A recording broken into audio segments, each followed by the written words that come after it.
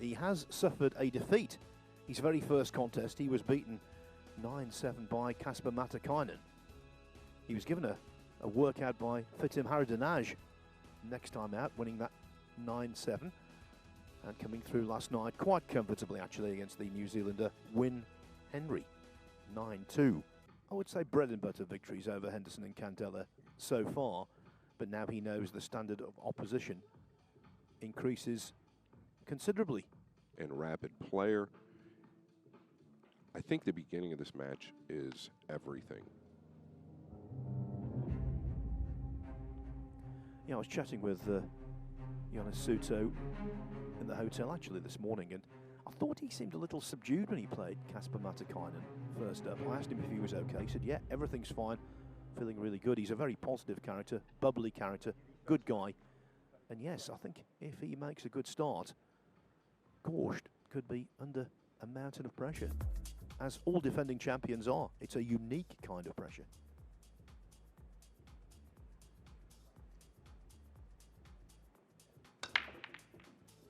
All right, short with the one so far, looking dry as a bone. And it is. Something that we were just touching on stage is that GORST has been working on his break. He's not been real happy with it.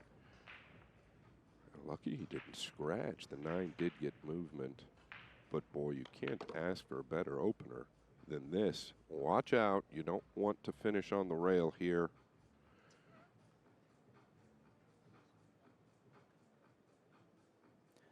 SOUTO's calling card, he wins racks quickly. If he can suddenly barge into a 3 or 4 rack advantage, I think he's got the capabilities to hold on, but it's a matter of whether he can do that.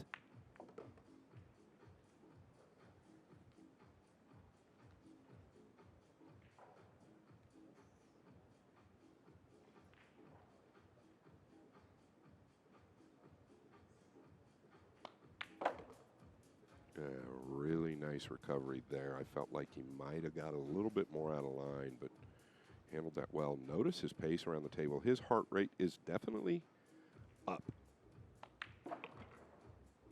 Now, he's naturally a quick player, as Phil touched on. But game number 1 on this table in the World 9-Ball Championships against the reigning champion, you know it's got to be high.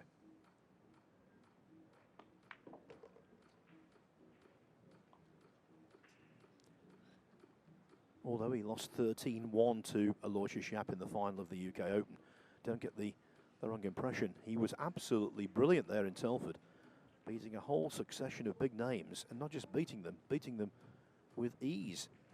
Mickey Krause 11-5, Jason Shaw 10-3, Matthias Nigotsky 10-2, Mario He 10-3. When you can do that, you can beat Fedor GORST. Yeah, I thought he was about to make a big mistake. Another great recovery on the 6 there. He was definitely short off the 5. I like a little bit more time, even though he's forced here to use the extension on his cue. It just kind of breaks up the monotony of the pace that he's running around the table with. I think it can be a hindrance at times. You just get a little ahead of yourself, especially with a player like SOUTO. But now taking a little more time, Phil. Yeah, I think he's just a naturally exuberant person, whether it's playing pool or doing whatever. Absolute breath of fresh air, actually, around the tournament scene.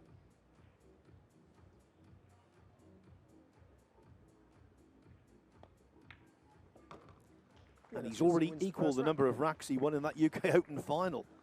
So, Jonas SOUTO, we told you he was quick, and first rack already won. Now, So up against Victor Zielinski. It's a tough draw, but it was against Albin Auschen last night, and she negotiated that.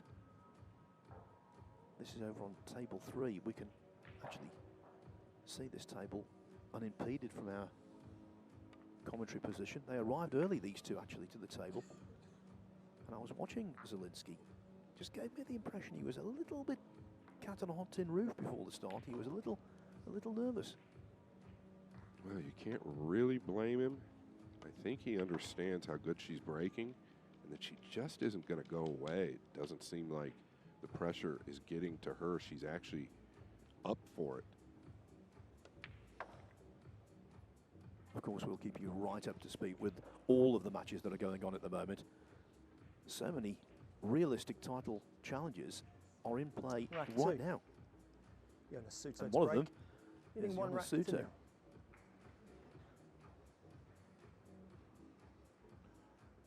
First look at his break. Oh, and it looks good.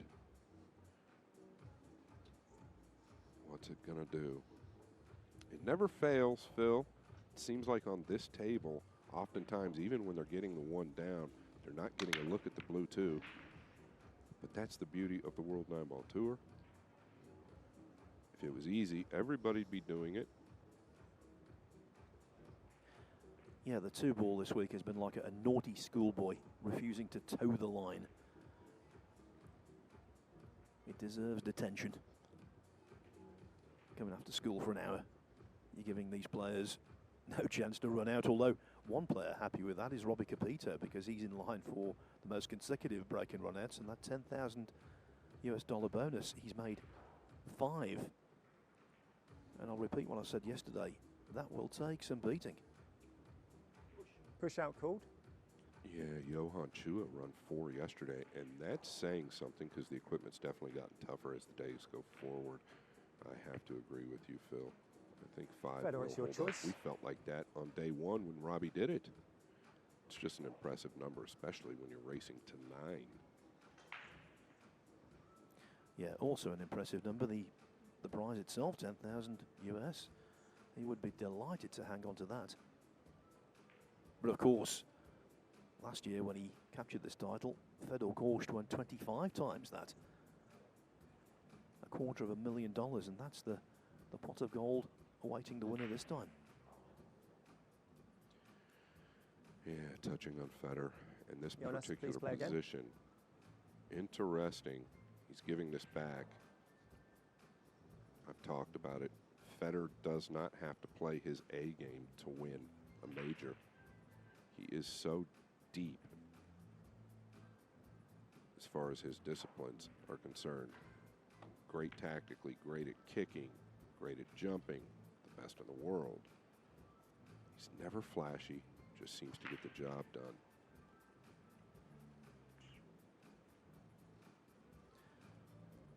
The winner of this match in the last 32 will play either Max Lechner or Extension Joshua call. Villa. But right now, Lechner has just won the opening rack. The 2 passes here. Might have to power this. Looks to me like the cue ball's tracking towards the pink 4. He could just follow through it, sending the 4 forward. Let's see what he's got up his sleeve. Yeah, punched right through it. Wow.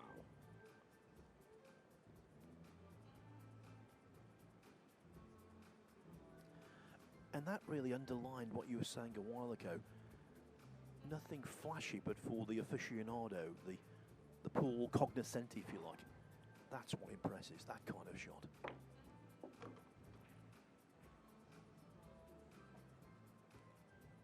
Yeah, and I believe he's fallen near perfect here. He just needs to go forward. The purple 5 is next. It plays in the lower left. He's acting like he's got a little bit of a funny angle, but I think he's just evaluating. Well, this angle tells me it might not be straight. Yeah, he was a little awkward here, and this needs to settle.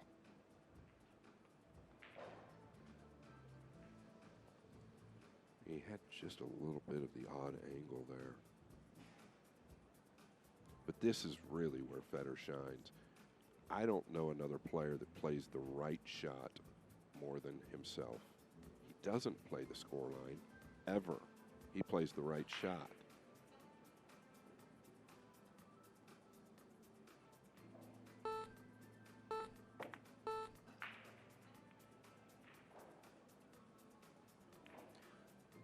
And by the way, the right shot isn't necessarily the right shot from one day to the next. It's just sometimes how you feel. He evaluates everything.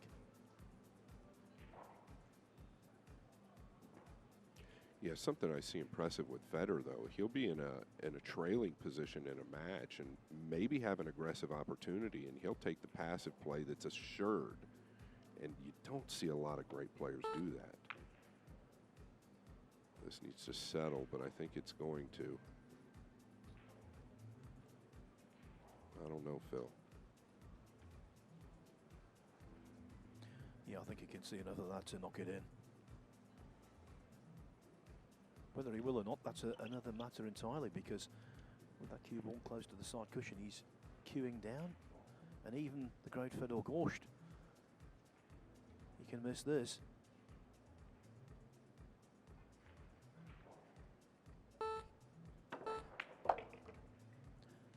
Oh, ye have little faith. Yeah, when he puts the back extension on, it gives him a little bit more cue to go through the cue ball there. And it's real clean. Gives a little more weight to the cue. Just gets cleaner through the cue ball.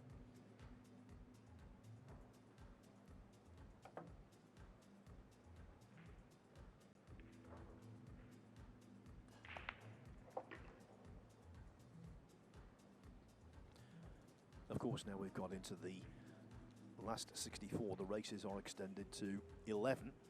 Sounds a lot. In pool, it isn't. But it's a little more of a luxury than those races to 9 that we've had for the first 3 days.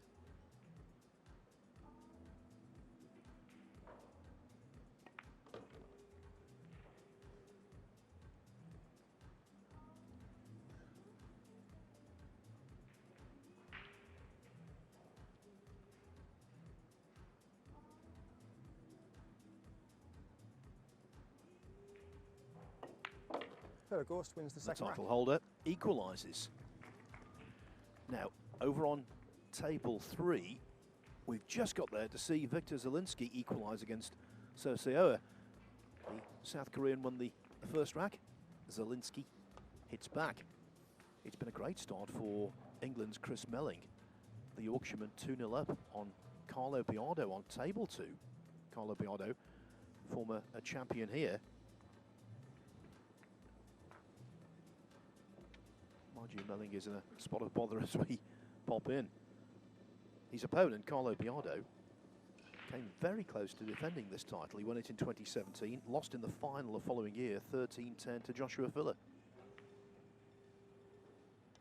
Yeah, Phil, and if I think there's any gaps in Melling's game, it's probably the tactical side. I know we've touched on that before. He's great aggressively, one of the best shot makers to ever live. Tactically, not so much at times. Rack 3. Another 2-0 Fedor GORST scoreline break. on table 15. Bernie Scores are tied, one Regulario, rack each. 2-0 up on Dimitris Lukatos.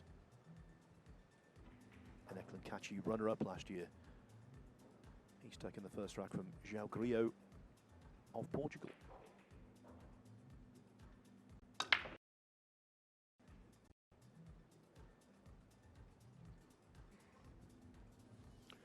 Well, that's what GORST is looking for.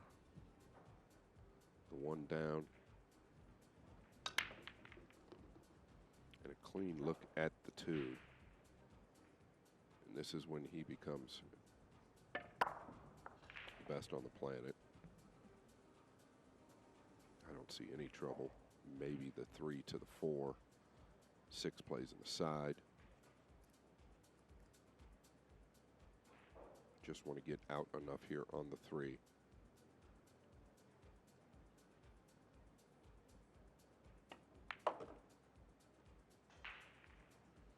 Yeah, that becomes a little trickier, I believe. I think you want to get around the 9.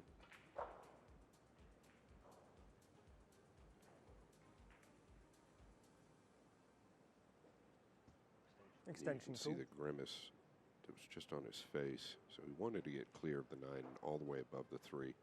Then you have a lot of room to work with, a lot more table. Now he's got a little bit of danger with the green 6 and the maroon 7 or brown 7. He's got to split the window between the 6 and 8 if that's the route he's coming. Real easy to slip behind the 7 here. Better off going into the 6.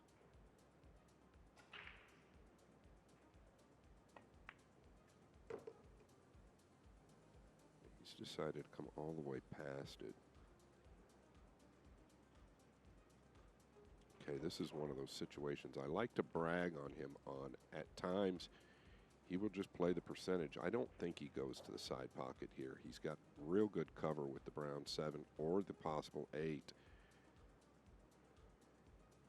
Never forces anything, and that's the part of him that's not flashy. Oh, he doesn't want to fluke the 5.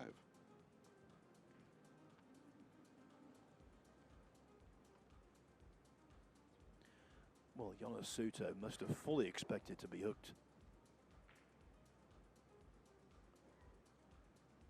What a bonus for him that he's not. By the way, Max Lechner has doubled his advantage over Joshua Filler to 2-0.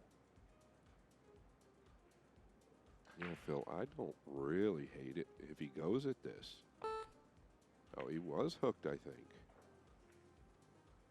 Kind of fooled us there.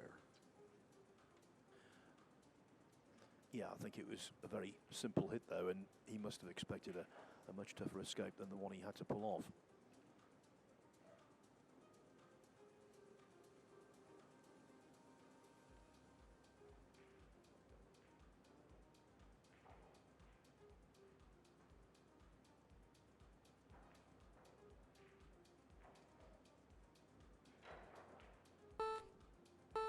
You can hear the shot clock. Federer notorious to run it to the end. Now this is a great play. There is a kick and stick option to the left side.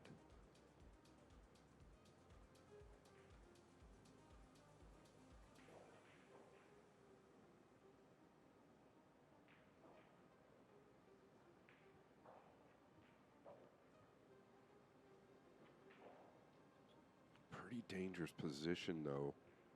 Going to the left long rail first due to where the purple 5 is at. Actually, let me rephrase that. Extremely dangerous. GORST so good with the jump cue. That 5 becomes massive down here.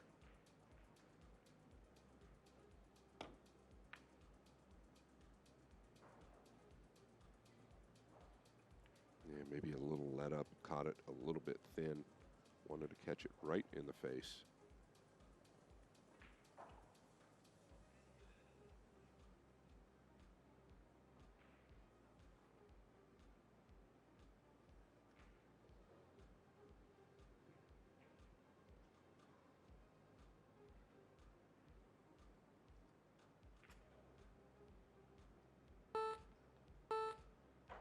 Back down to the end of the clock. GORST goes to the side. Now this is a little tricky. Going rail first on the 5, it is extremely deep. I don't even know that he can go rail first. He's got to catch the rail just in front of the 5. He made that look easy. Ball first, Phil. Well, I was about to say he'd settle for it, but then there was another form of settling, the cue ball on the side cushion. So this is a tricky one.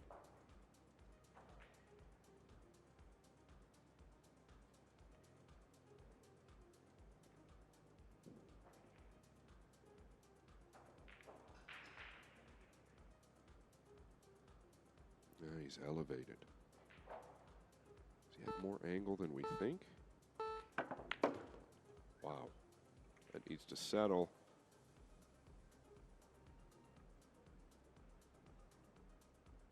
I thought he could just float that in, Phil, and take a little more distance on the 7, but must not have felt comfortable making the ball that way. I think that was really the issue.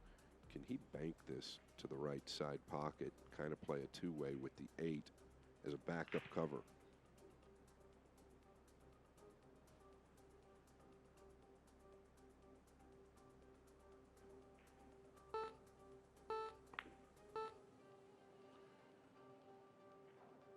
This is where he really shines. He's so clever, utilizing what's left on the table.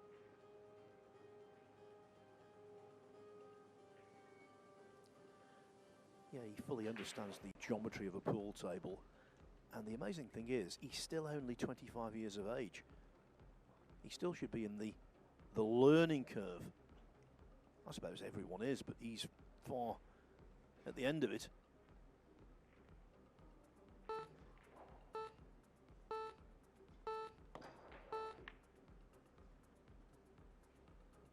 How about that?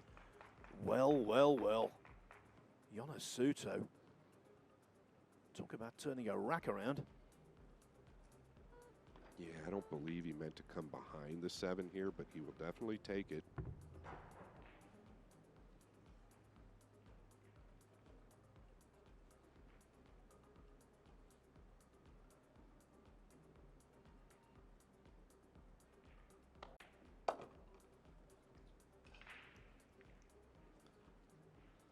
Well, this 9-ball by no means a certainty.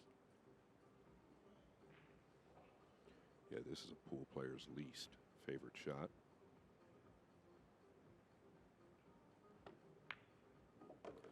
Well done. It Yeah, caught SOUTO some wins the of the third jaw, rack. but went in. And yeah, you see him acknowledge his luck there. They say 7 is a lucky number. It was for SOUTO in rack 3.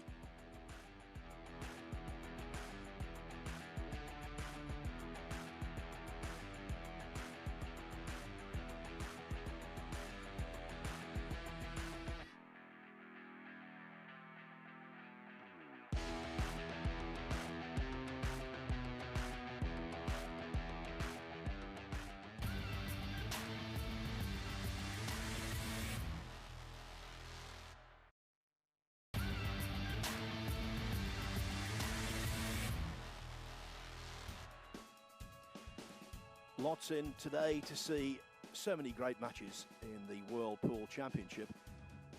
Saudi Arabia's representative, Farhad Al-Dayan, is 2-1 up at the moment on Anton Raga.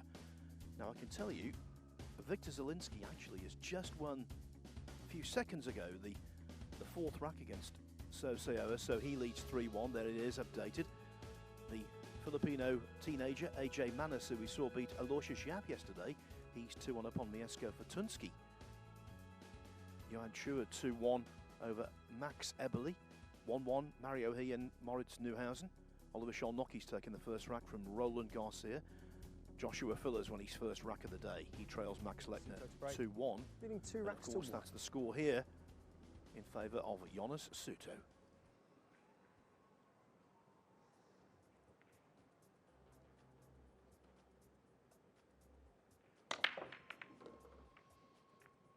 And this is great signs for SOUTO.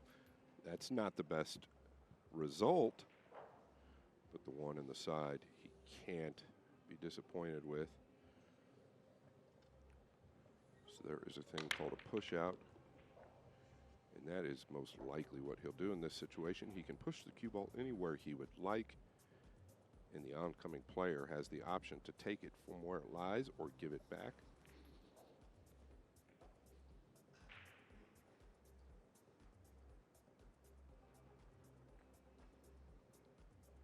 Question is, where do you go? Not extremely familiar with SOUTO's push-out game, but it's an integral part of 9-ball. I don't mind going up here, but the brown 7 looks pretty big, meaning can GORST lay him up behind it? You saw the flick of the hand there. I think SOUTO wanted to lay him down on that top rail.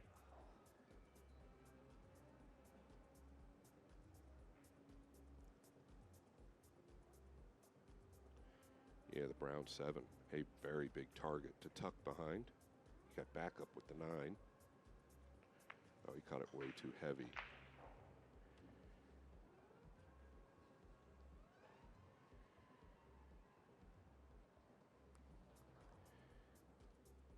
I don't know, though. The 9 might have got a piece of this.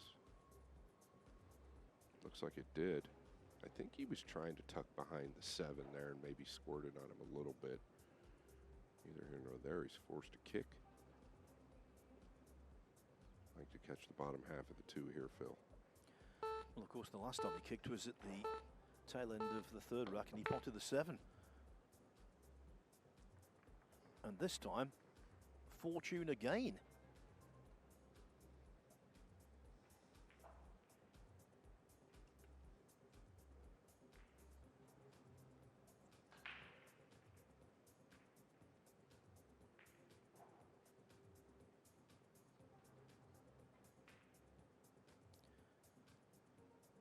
And when a player starts to get fortune against you, Scott, once, twice, 3 times, whatever, as it builds,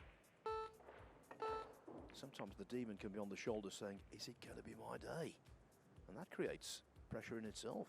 I don't think Fedor GORST will be worried at 2-1 down after 1 clearly outrageous fluke, but 2 or 3 more come in his direction or against him, then that might change. Extension called. Yeah, absolutely. We know how that can mount for both sides mentally. Real nice flick, though, off the bottom of the 2 by GORST.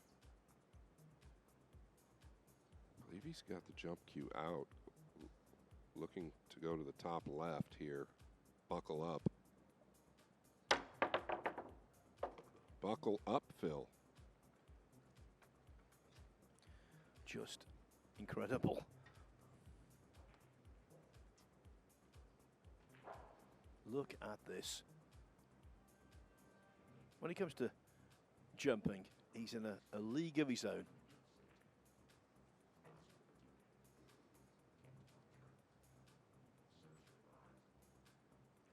Very, very good. Showed that in Telford. Maybe a league of his own is an exaggeration, but he's certainly up there. Yeah, and this is always the problem, right, Phil? They come with a great shot, a tough shot. And the one that's a little easier next time is the tough one to make, or the one that they often miss. And here he's missed the 3. And that's exactly what GORST needs.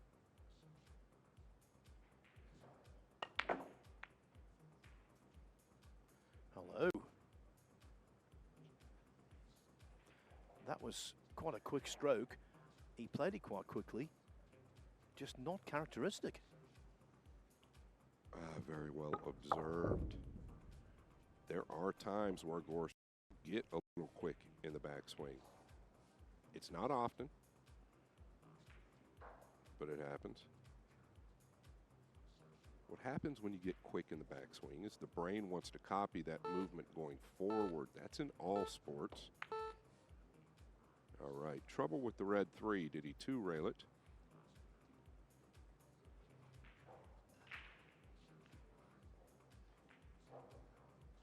Does he have room to play this ball rail first? Extension call.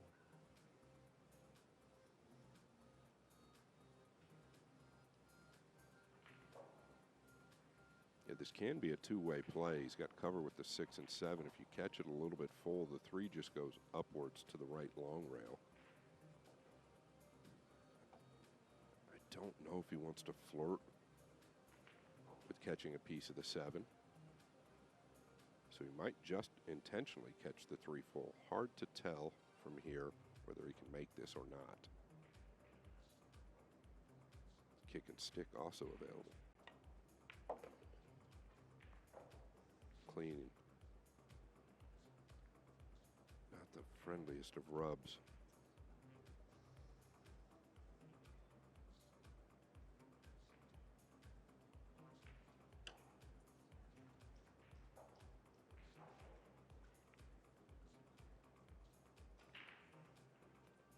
Yeah, so far fortune a little bit on SOUTO's side.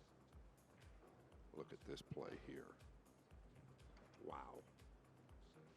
Much more difficult than it looked. The tolerance there to get the cue ball past the green 6 into that hook zone was tiny, and he pulled it off as though it was the easiest thing in the world.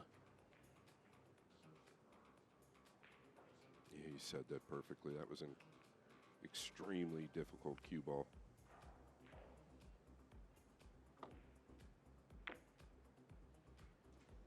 Is he going to get paid off this time?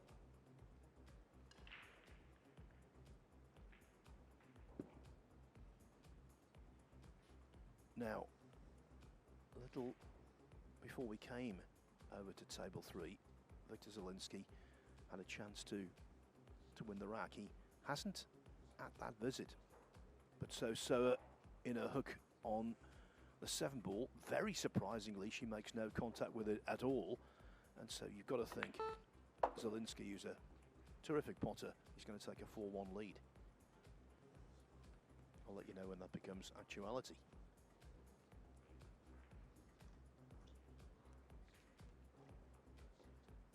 Yeah, notice there, GORST putting the extension on. He's got distance here. Like to get a little bit more out of the cue ball. A little more weight in the backhand.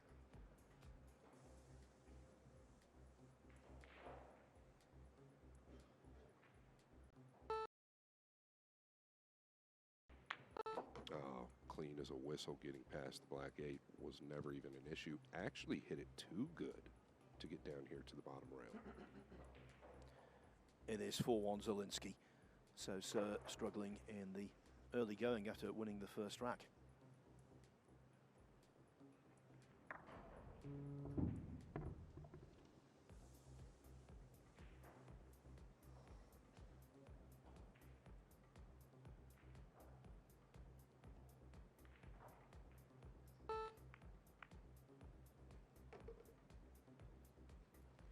Thought the 9 ball might obstruct.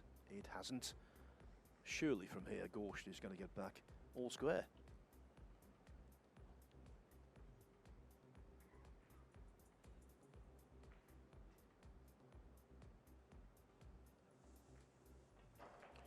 Yeah, really started with the 4 ball this rack. Got the most out of it to even get a good look at the purple 5, and then coming with the long shot on the 5. Got a lot of work done here. GORST wins the 4th rack. And there it is. Level terms indeed for the defending champion. So racks being traded centre stage right now. So many other matches going on that piqued the interest. Oliver Sholnocki 2-1 upon Roland Garcia. Now, there you can see the table that we've been watching because we were right perched over it. Francesco Candela against Mickey Kraus. Kraus, former European Open champion. And this is AJ Manis, the youngster from the Philippines who's got that fluid stroke. It seems as though he's playing for nothing when he's playing for everything. AJ Manis 3-2 up. As for SOUTO, she's trying to claw back from a 4-1 deficit against Victor Zielinski.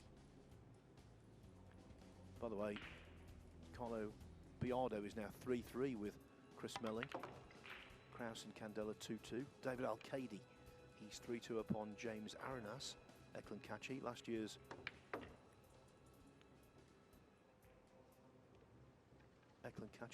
runner-up. Rack He's 5. 2-1 down to João Grillo. GORST to break. Scores are tied, 2 racks each. And going nicely, Loho Sum, former World Masters finalist. 4-2 upon Mauricio Garcia of Peru.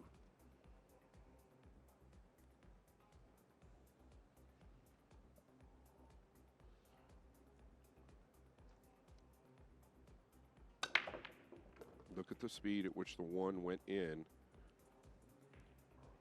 Deceiving power from GORST. I've talked about it a lot on the break shot. Doesn't look like he's got quick cue speed. But in my opinion, top 5 breaker on tour at worst when it's working. And there's a great look at the 1. There was no question. And there's no question about this layout. Really, the 4 to the 5 might be a little tricky. That's about it.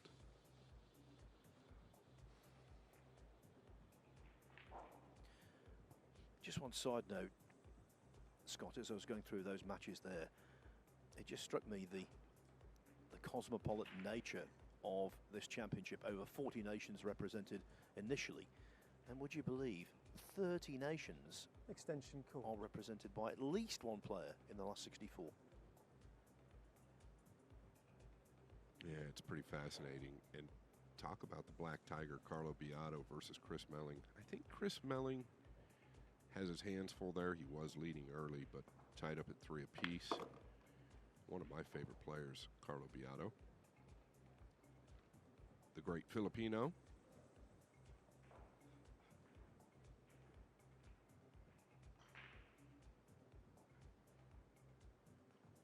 With this match, SOUTO, one of 3 Spaniards into single elimination. GORST, one of 4 Americans. Not the cleanest of pots, was it? Not the cleanest. Yeah, not at all. But Socio now back on the board. She's got 2 games.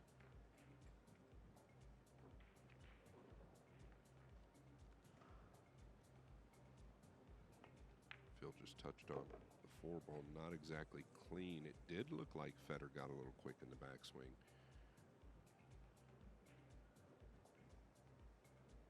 But his opponent, SOUTO, he will make anybody uncomfortable at times. Yeah, you naturally assume that the slower player would dictate the pace of the game, and sometimes it is actually the faster player of the 2 that can pull that off. Not often, but occasionally. But GORST is so unshakable.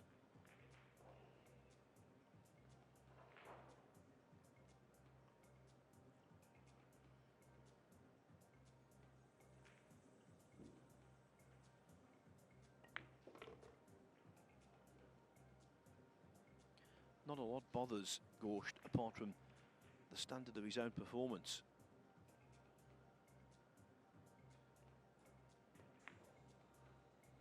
And here, for the first time after falling 1-0 and 2-1 behind, the title holder hits the front at 3-2. So, of course, we're getting into the second half of the calendar year, and that means the Mosconi Cup is drawing ever closer. Early December this year at the Alexandra Palace in London, GORST tops the USA rankings. Tyler Styer is there. He's into the last 64 here. Lucas Fracasso Werner might be in line for a debut. Skylar Woodward was captain last time. Billy Thorpe has been a regular in the team also. As for the European side, well, no one surprised by Joshua Filler being top of the rankings. He is at his best, but the best, plain and simple. But SOUTO, he could well make his debut. One of the reasons he's been doing so well in some of the smaller events, he won the Seattle 9-Ball Open in March, beating Skylar Woodward, Hill in the final. He won the Town V10 Open in Helsinki, beating Petri Makinen in the title match. He's been 3rd in the Beasley Open, 5th in Bucharest, and the Night Shot Open in Dubai. So that's why he might be heading for Ali Pali. Leading 3 racks to 2. A good run here from SOUTO, and he will be heading for Ali Pali.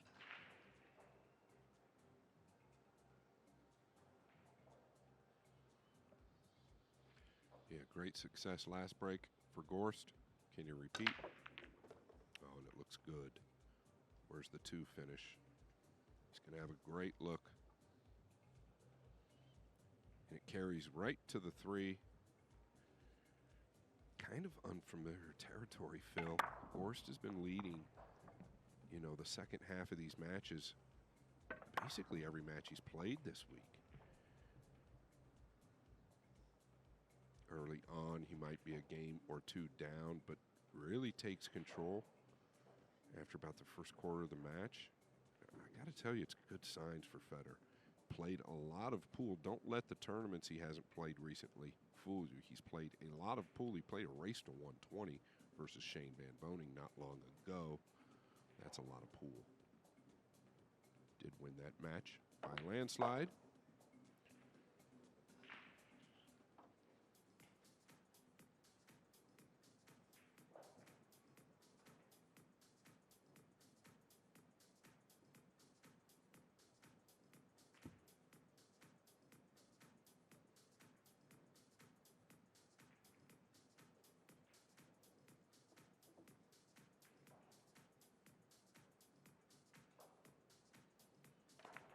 Yeah, just trying to drift over for the top left on the pink 4. Such a great cue ball in tight areas. This is why he's so good tactically. Extension called.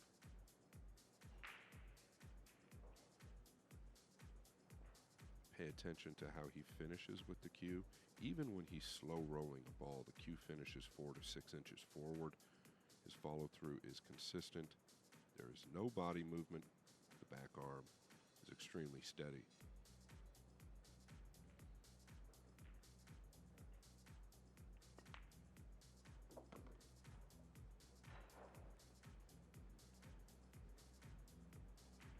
He's got to get out away from the 7, 9, and the 8 here.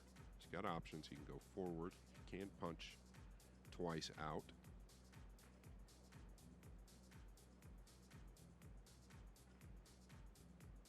Oh, he might be able to just draw straight back, and he can.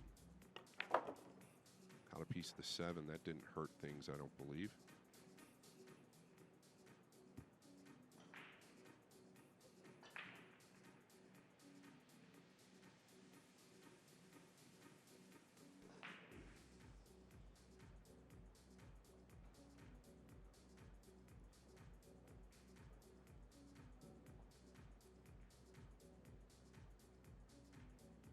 Going to punch one rail over here, probably to the second rail.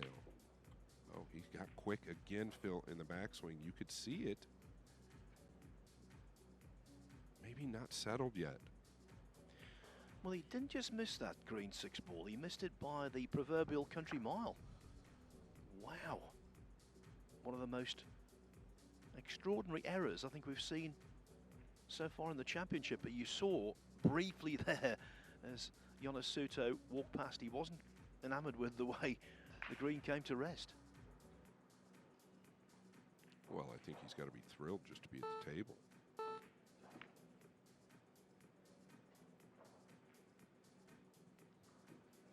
Yeah, I don't know about that. I think he wanted to catch it thinner. If he was trying to make it in the side, that's pretty risky.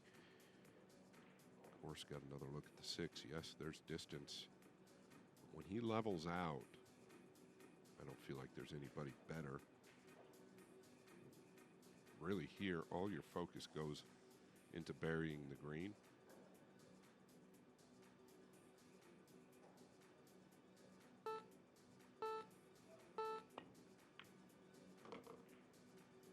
Now that is the stamp of a great player. He's just missed an easy 6 to the same pocket. He knocks that one in without dwelling at all.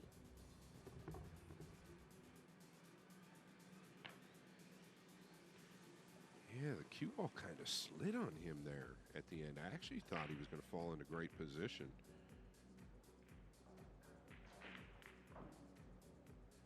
Okay, this is what we're talking about. He is just so good, Phil, with this cue ball. Like the 6 ball earlier that he played safe on, and now behind the 9 from no man's land.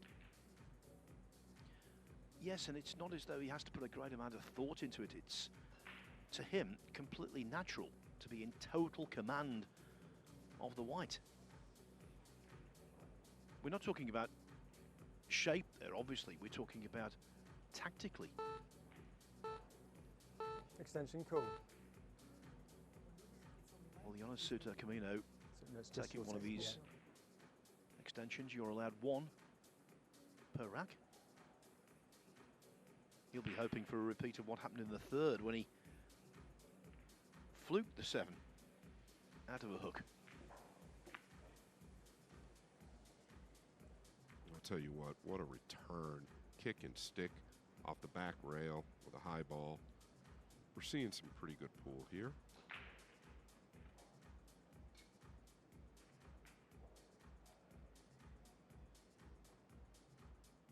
Really doesn't get any better. Where's he go here? Behind the bumblebee again? Yeah, that was not what he intended. Motioned. The cue ball drifted maybe a little bit.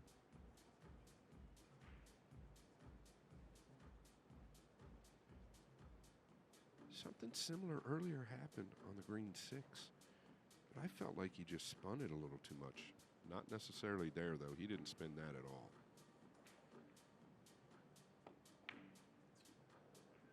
I thought he'd go to the side pocket. He went to the distant target and he did not threaten at all. What a strange rack this has been, but sometimes psychologically these kind of racks have more importance than the one where someone plays flawlessly.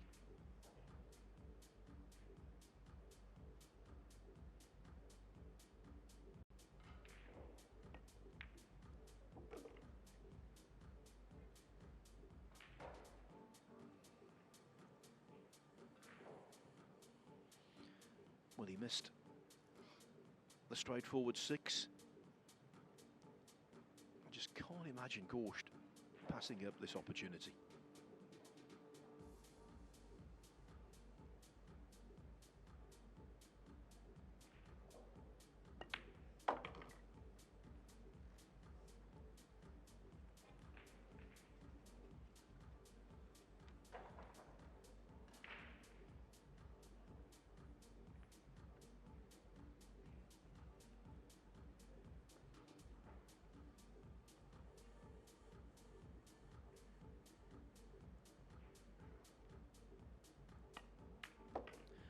That is a hat-trick of racks for the World 9-Ball Tour Rankings #1. He was 2-1 down, but 3 on the trot means Fedor GORST leads 4-2.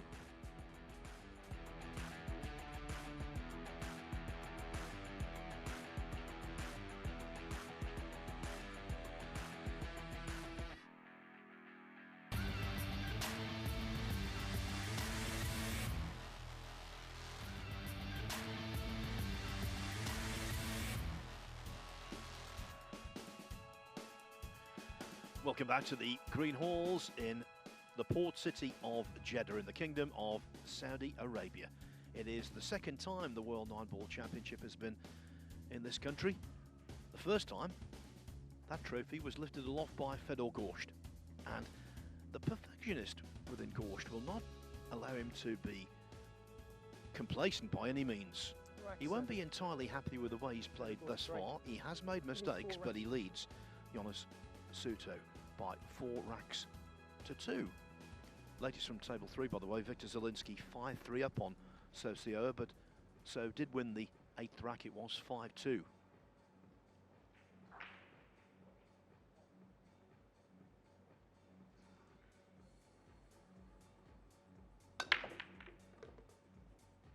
The 1 is down. Where is the cue ball? Foul stroke, ball in hand. It is in the side pocket, and a big break for SOUTO. Please start the clock.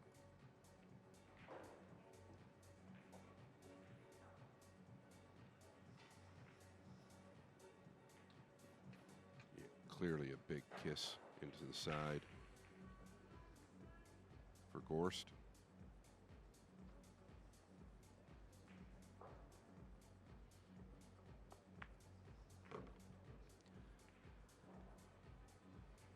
SOUTO hoping to go deeper than he did last year. Had 2 good wins actually over Wojciech Szewczyk and Ralph Suke, both 9-6 before being edged out. He was very disappointed. I remember seeing afterwards he lost 11-10 to Jeffrey Ignacio in the last 64.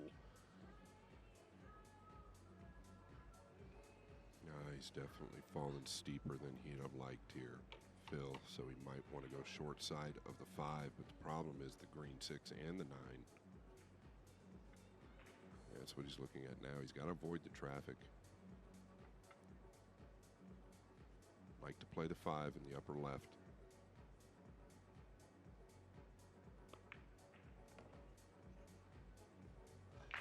Yeah, a little bigger bounce than he'd liked, but he can manage. It's all about burying the 5 now.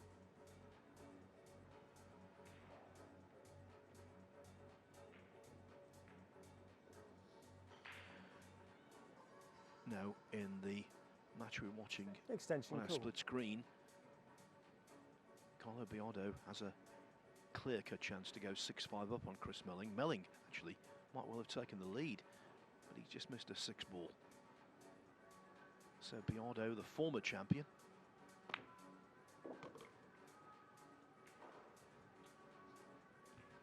Yes, in the ascendancy, 6-5.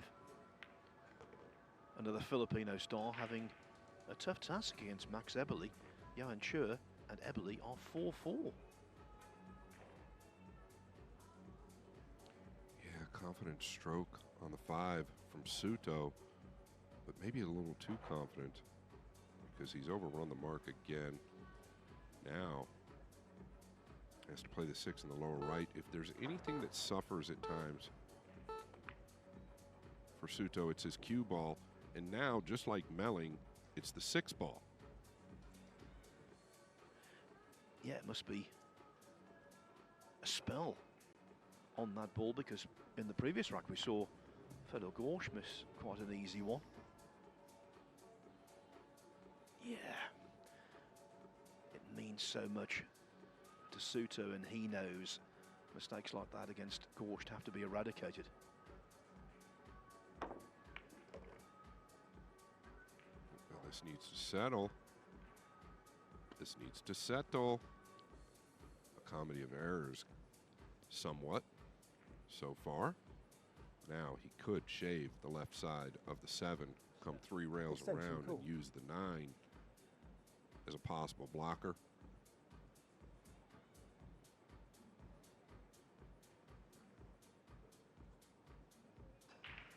He's looking at it.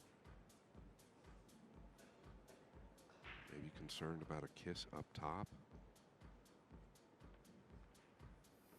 Just going to shave off the top side, create distance, but now maybe worried about the 8.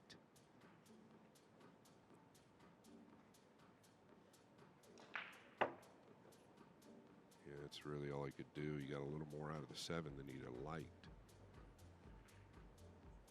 After missing the 6,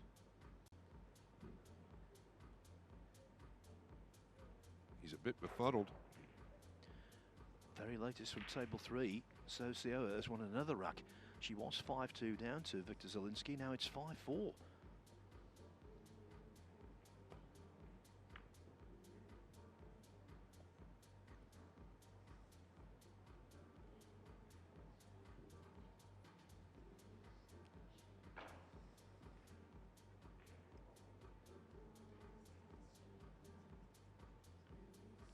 Just to clarify, he did not miss the 7 there. That was by design. So confirmation that Sosa has got the break off in rack 10. Can she draw level? I was looking at Zielinski's body language in his chair between racks, and there's no doubt about it. He's under the cosh. And I assume that means pressure, Phil? Yes. I think Fedor Gorst is under the gosh as well. Not gosh, kosh. Kosh. Yeah. Oh boy.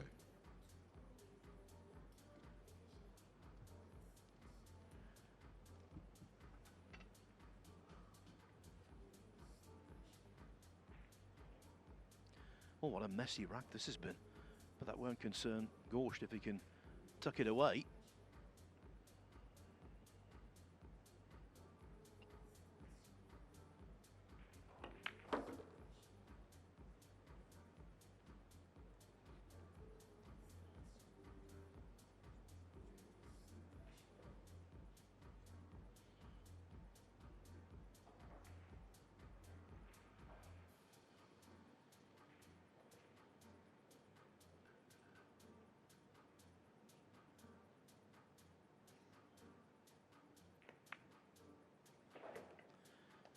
I think even his greatest fan would admit that this has not been prime time Fedor Gorst yet. But the fact remains, having fallen 2-1 down, he now leads by 5 racks to 2. AJ Manis finds himself 6-4 down to Mieszko Fortunski.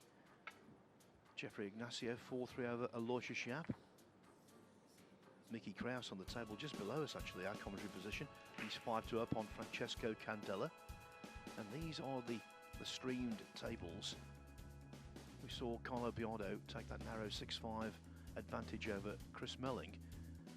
Coming up next, by the way, centre stage, former US Open champion Ko Ping Chung against the runner-up in this championship a couple of years ago. One on his own, the way he plays, both in terms of technically and tactically. Mohamed Soufi, so quick, so attacking, always a joy to watch.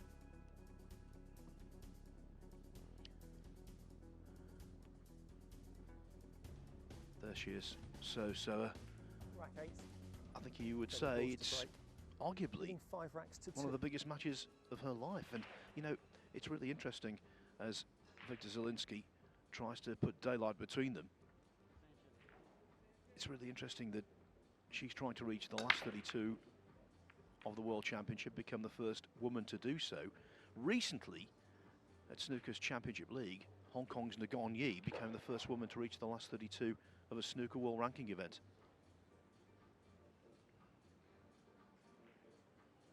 Yeah, and you mentioned the biggest match for life. Well, there's no doubt. Second to that was last night versus Albin Ocean. Granted, Albin gave her opportunities early, but man, she ran with them. Yeah, and she's parlaying good form. She won a tournament in Indonesia very recently, the women's division there. I think it was an $18,000 US first prize. Beat some really good players, comes here and continues in the same vein. Not the result GORST wants off the break shot. Yes, he's up 5-2, but I know him quite well. He will not be pleased with a 5-2 lead and the way it's taken place. SOUTO looking to roll out. You better be careful here. I don't know about this rollout. Trying to tie the 2 up, but really didn't do much there. It plays in either corner. Just leaving the cue ball in open space like this with an elite player is danger. And I believe it might play rail first. That's the only concern I had at the beginning. And if it doesn't, he can come behind it and use the pink. But a big error there if this ball plays rail first. Even if he was trying to tie the 2 up. It's just too risky.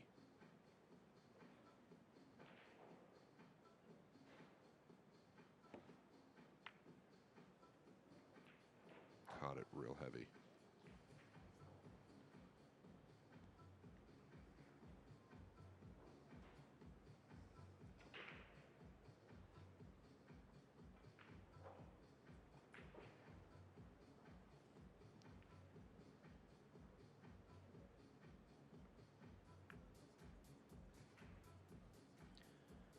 Just kept it simple because it's a race to 11. Please restart the As you clock. might imagine, no one's on the verge of victory yet. Furthest advanced, Anton Raga. Lost the first 2 racks to Farhad Al-Dayan, but now Raga leading 7-2. Yeah, and that race to 11 will take place all the way to the finals. The finals will be a race Extension called. to 15. I don't know. Phil just said he kept it simple, meaning Jonas. Going to be an easy hit here, but GORST, magician when it comes to the kick shot. Can he use the pink 4?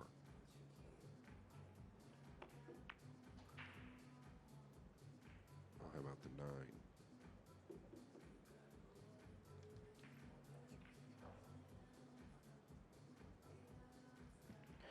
One of those matches so far, Scott, that neither player has been able to establish any sustained flow.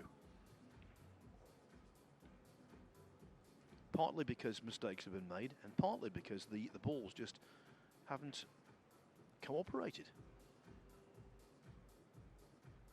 Yeah, but we have seen some pretty unexpected Extension misses. We cool. got to call it what it is. Some 6 balls, 3 balls, a lot of different balls. balls have been missed.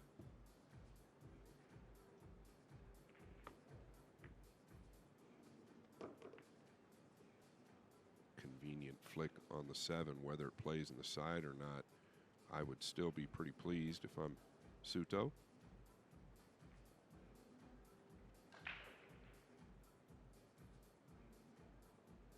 Still got 18 seconds on the clock. This is where you need to take a little time. You're trailing 5 games to 2.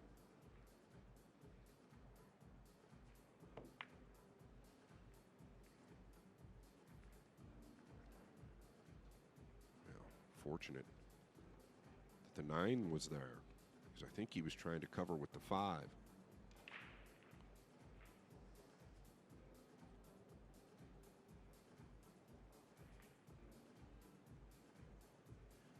Have to tell you, Chris Melling back in front against Carlo Biardo at 7-6.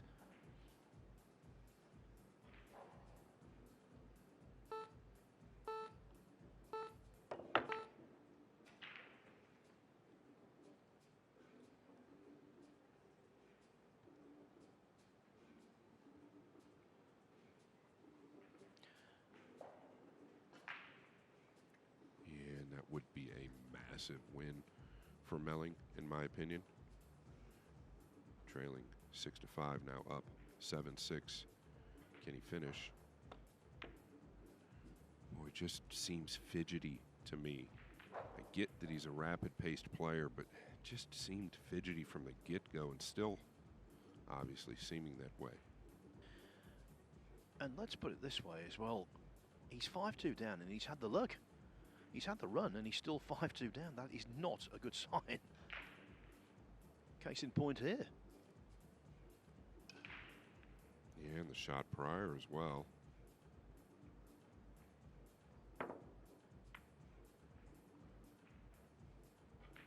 Now, this was by design, believe it or not.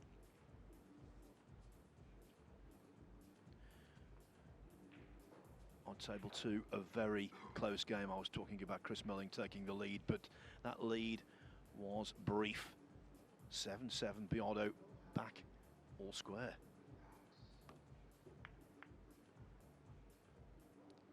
Latest from table 3, Victor Zielinski does have breathing space again over SOUTO. 6-4.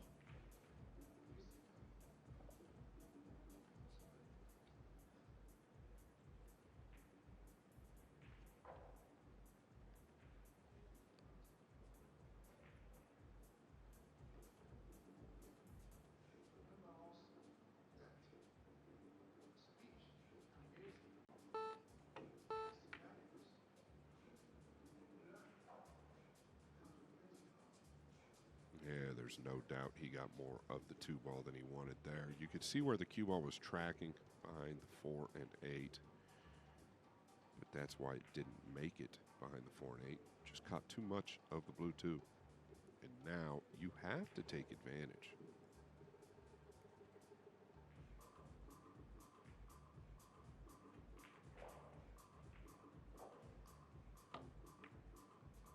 I mean, it's 2 or 3 times now, Phil, that he's had open looks at the 2 this rack.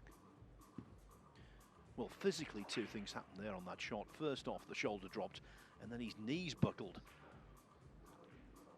I think the shoulder dropped as he played the shot. The knees buckled when he saw the 2 hit the jaws. But there's no doubt in my mind, Jonas SOUTO is a world-class player. At the moment, I think he's definitely the victim of nerves.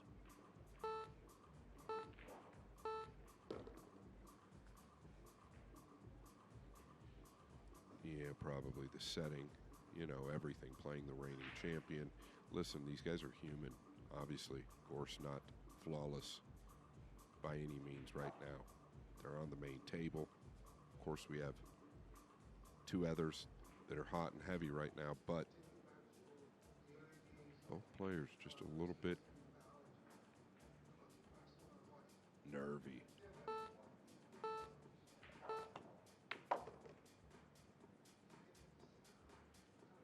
This was cleanly struck.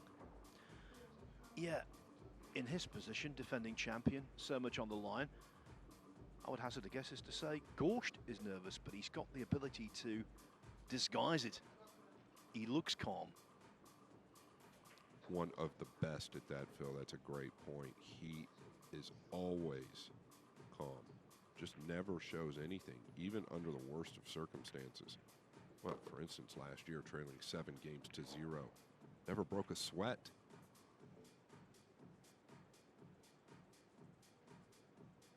Yeah, let's revisit what happened in the championship in 2024. He lost his first match to Mustafa Alner heavily, and then he came through a whole succession of contests where he might well have been beaten.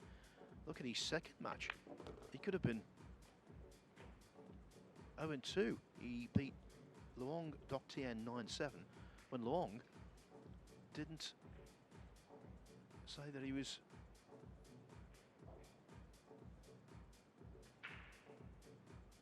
let's just see the 6 ball.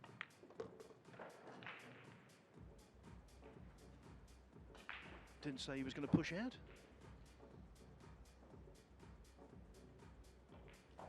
All incidents like that built up. He then beat Kyle Amorotto 9-8 to get into single elimination.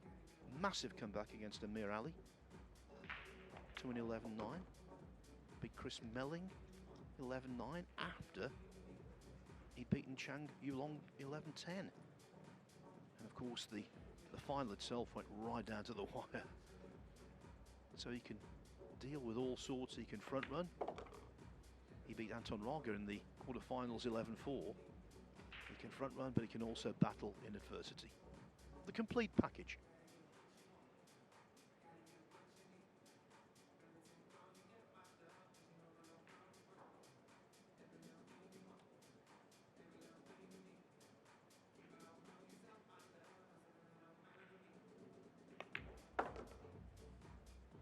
Fedor GORST wins the 8th rack. It is looking increasingly good for Fedor GORST. He leads a dangerous opponent in SOUTO, who is not playing anywhere near his best. That has to be said. The scoreline is 6-2.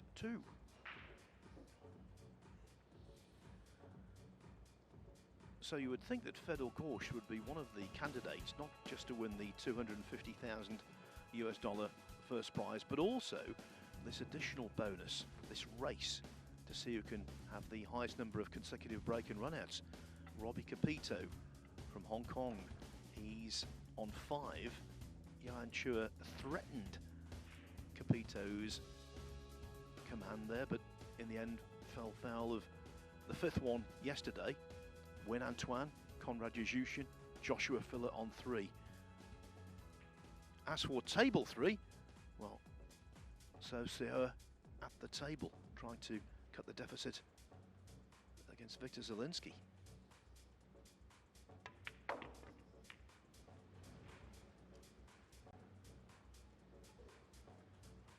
(6-4) still to Zelinsky, as it is for Mickey Krause over Francesco Candela. Chris Melling in a yo-yo match. He's back in front against Carlo Biardo at 8-7. We'll keep you right informed of everything that's going on. And let me tell you, there's plenty, 16 matches out there.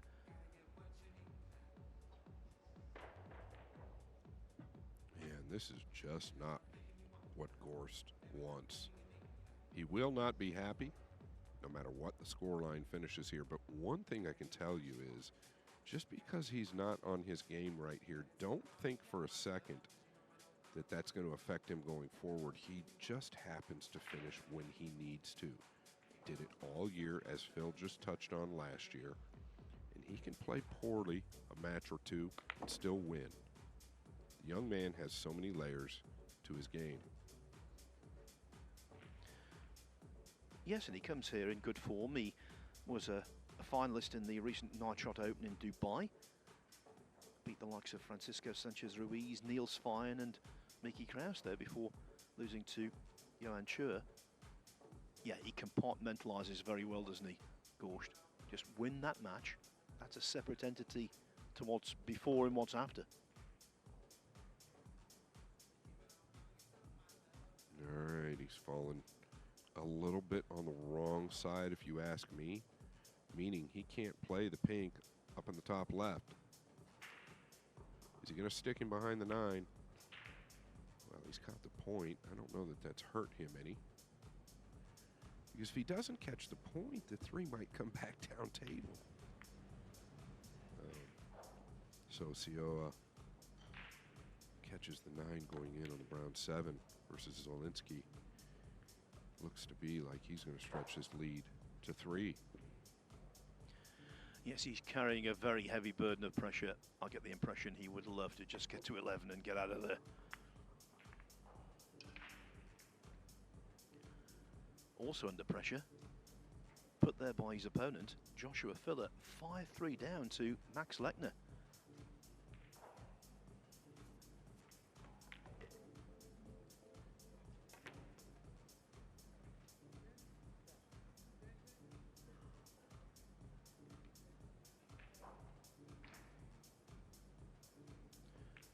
So it is 7-4.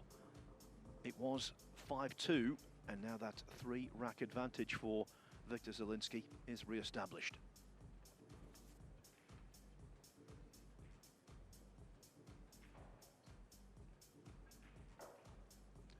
Another interesting scoreline for you. So many of them. 18-year-old AJ Manis, 8-6 up on Mieszka Fortunski.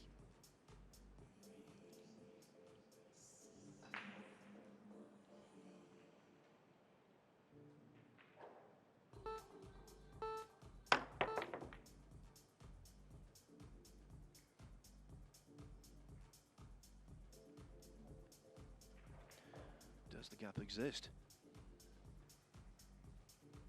Body language tells me it does. And I know I sound like a broken record, but he has to take advantage here. The lead starting to mount from GORST.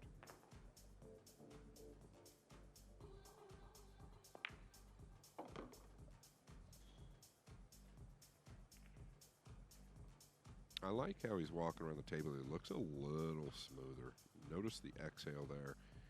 Definitely uptight.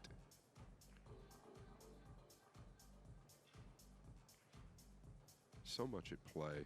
Did he get a good night's rest?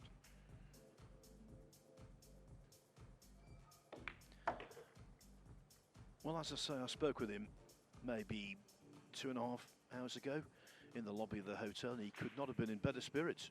I think he's fine. I think it's just one of those days so far. But with the race to 11, that does give you the latitude to find some form, even if it's not there initially. No, and I mean, I'm just kind of like touching on his body movements as he walks around the table. He just looks a little more flowish, I guess the term would be. All ball fouls here. He's got to stay clear of the 8. This is a bit tricky. The 7's frozen. He's got to beat the right side. Okay, he's going to finish on the rail. This is missable.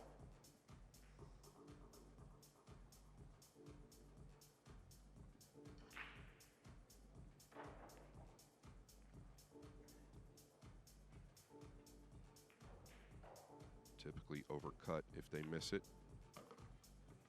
Needs to settle Phil.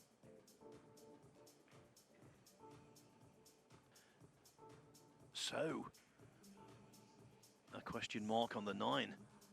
These are the kind of racks we like.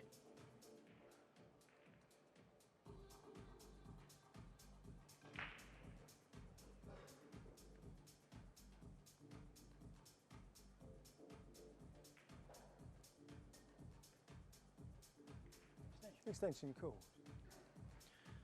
You are allowed one 30-second extension per rack. Why not take it on the 9 ball? Why not? Store it up. Keep it for a rainy day.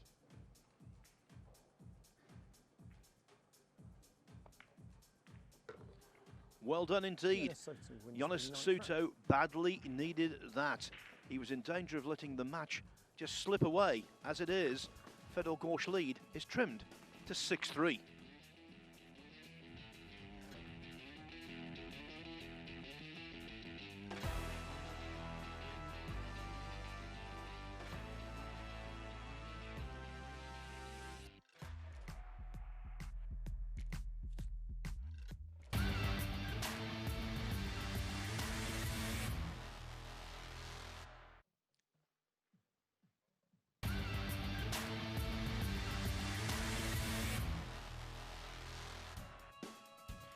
It is stunning weather in a stunning city on the shores of the Red Sea. Jeddah is one of the biggest ports in this part of the world.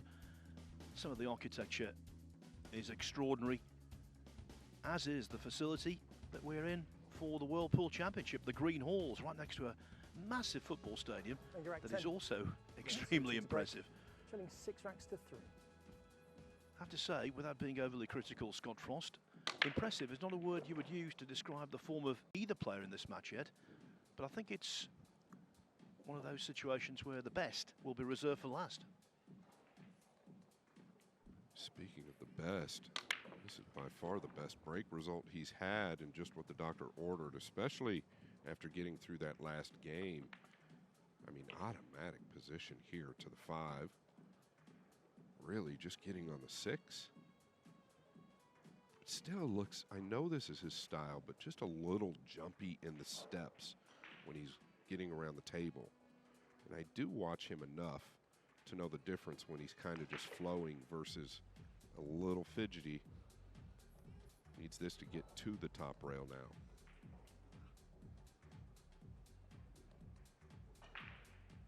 Timing just, to me, seems a little bit off. Not that he can't get it back. By the way, this time yesterday afternoon, we were watching that marathon between Eklund Kachi and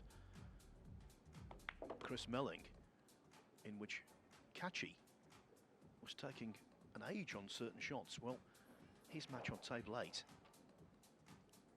he's only reached 4-3. He's 4-3 down to João Grillo. And bear in mind, on this table, you might think, well, we're only 2 racks ahead, but we've had commercial breaks after 3 racks.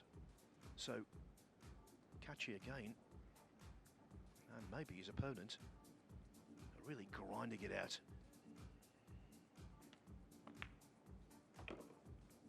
Well, this will give SOUTO a little bit of confidence if he can finish here with a break and run. Breath of fresh air, no doubt.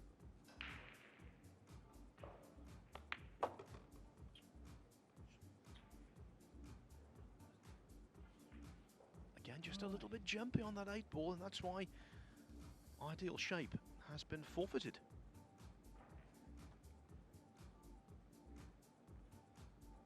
Yeah, Phil, if this is missed, it's going to be thin. Jonas SOUTO, he was 6-2 down, seemingly in deep trouble. Now it's 6-4. There is cause for genuine optimism. Also looking good for the 18-year-old, the Pinoy prodigy from Manila, AJ Manis, 9-7 up on Mieszka Fortunski. Jeffrey Ignacio, another Filipino, 6-3 over Aloysius Yap. Carlo Biardo and Chris Melling, they refuse to be separated, 8-8. On table 3, Victor Zielinski has just taken an 8-4 lead over Sosa, as we see AJ. Well, he's okay anyway. Mickey Kraus, 7-4 over Francesco Candela. James Arenas, 6-4 over David Alcadi. I can tell you, Eklund Kachi has drawn level with João Grillo at 4-4. Patrick Gonzalez, 5-3 against Tobias Bongas. It's 7-6 for Loho Sum over Mauricio Garcia from Peru. Dimitris Lakatos, 5-4 up on Bernie Regalario. Anton Raga steaming towards the last 32, leading Farhad Aldayan. Yeah, SOUTO to break. The host nation, 9-3. 6 racks to 4. Johan Chua having trouble against Max Eberle, only 6-5 ahead.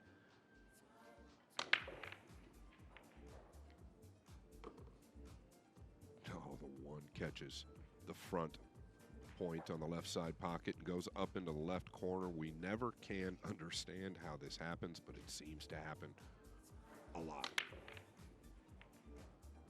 How does it miss the second point? You know, it's really interesting. You see that fluke on snooker tables quite often. Obviously, larger dimensions, but the same forces are applying.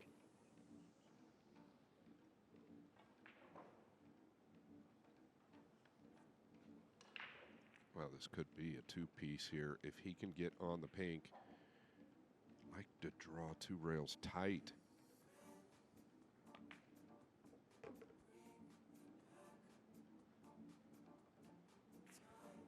Oh, this is going to work. I mean, he can just stop right here, maybe pinch back 2 inches. Doesn't have to come all the way back here. Perfect. This match, very quickly, is taking on a whole new dimension. He's still got to get good here on the 6 to the 7.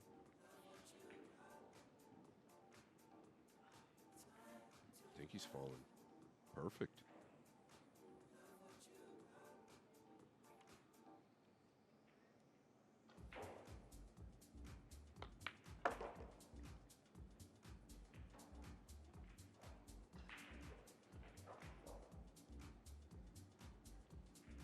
Maybe a touch steeper than he'd liked. Definitely should get it down. Here's a good look. Clean.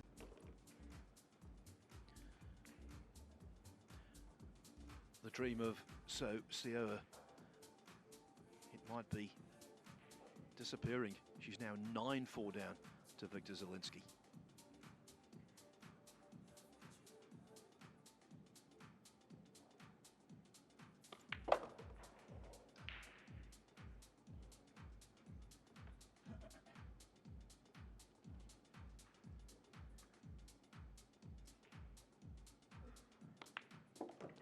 He hustles and he bustles around the table, does Jonas SOUTO. And when he gets on a roll, he can be very difficult to stop. When it was 6-2, I was seriously concerned. I thought this might be one of those matches that develops into a runaway. It is most certainly not a runaway now, because Fedor GORST only leads 6-5. Now, I told you about Zielinski getting in charge against SOUTO. Well, he's only 2 racks away from victory now. Same applies to Carlo Biardo, 9-8 in front of Chris Melling.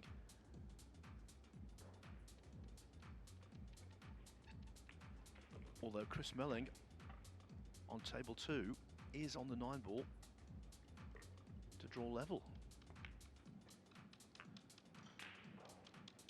I can confirm Melling all square.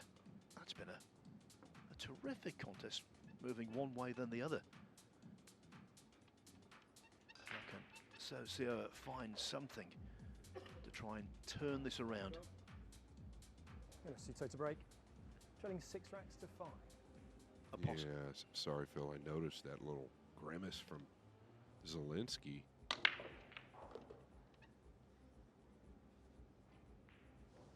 Wasn't thrilled with the rollout. She's taking it. I think that was a bit of a two-way play there, drawing the cue ball back.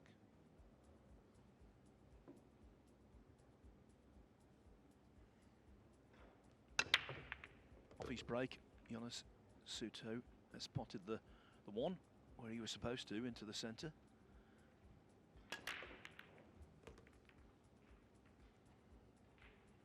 Yeah, is he taking the combination on here? I like the play. No matter what happens, I think it was the highest percentage. I think he's found a little bit of a gap for GORST, but pretty sharp play there under the circumstances. Had a big wall with the 3, 4, and 9. Just found the gap.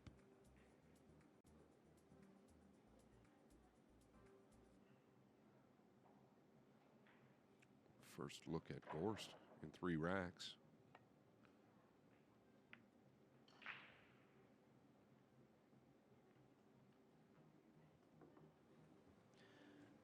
And talking of firsts, on table 7, Anton Raga, first player to the hill. He leads Saudi Arabia's own Farhad Al-Dayan 10-3.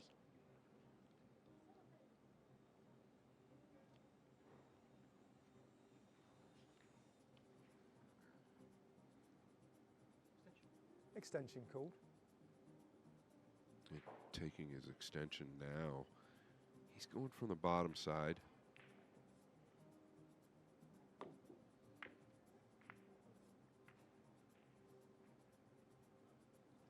I believe GORST has an open pocket here.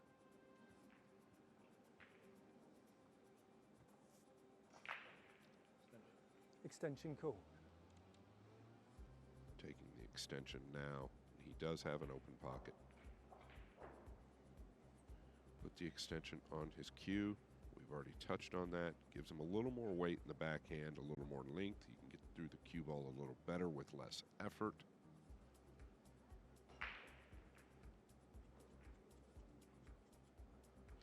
After being frozen out for a while, after seeing a decent lead all but evaporate, if he knocks this in, again, that's the mark of a champion. Big shot, this.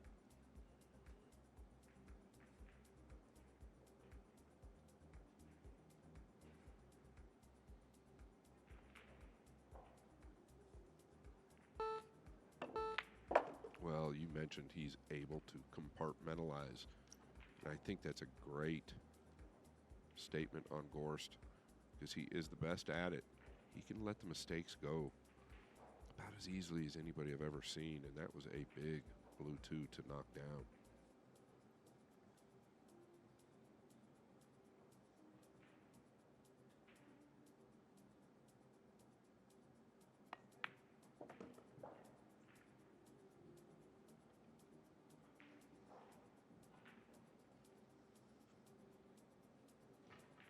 Do you come all the way towards the 8 here, Phil, or do you just stay above the 5?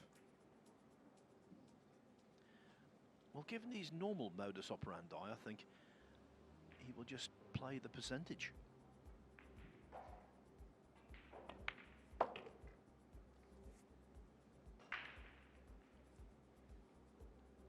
When he's in command of that cue ball,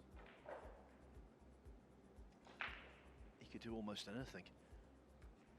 And it's not, as we've said, all about getting shape, it's tactically as well.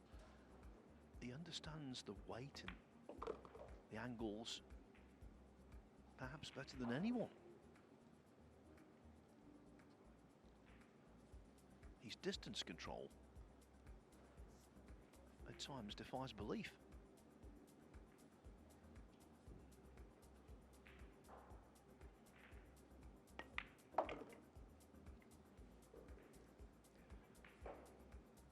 But at the age of 25, Scott, to win so many one-pocket events and banks at the Derby City Classic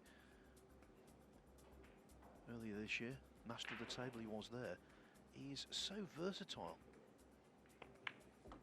Those games are so cerebral, aren't they? They require huge experience.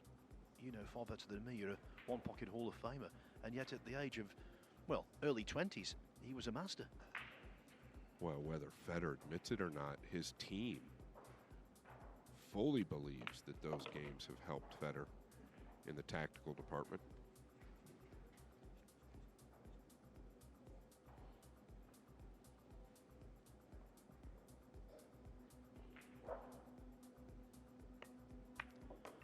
Jonas SOUTO kept at bay. That was a really good rack for Fedor GORST to win, and he won it really well.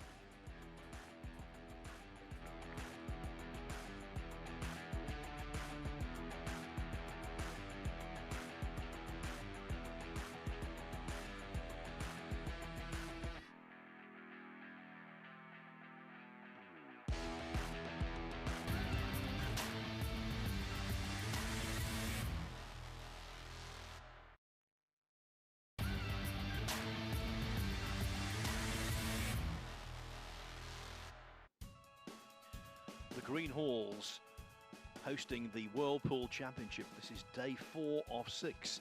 It's the day when we have the round of the last 64, and then this evening in our second session it is the last 32. So at the end of the day, a sweet 16 will remain.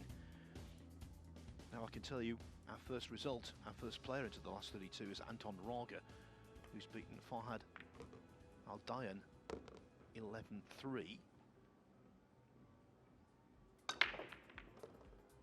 And Viktor Zielinski, he's on the hill against So at 10-4. So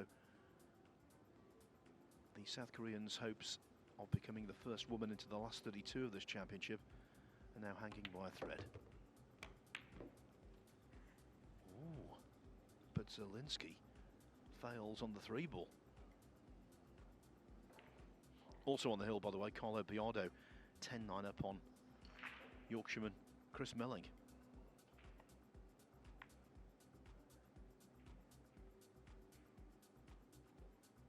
Yeah, trying to tuck under the 8. I think he's come up just short. Even if he didn't, I believe SOUTO can swerve behind it heavily. And you see the look there. Struggled with that shot this match where he's got to come off the ball with just a little bit of outside and tuck behind the ball. Cool. GORST typically great at it. Maybe the new cloth just not coming back in time. The lights on the table really dries the table out.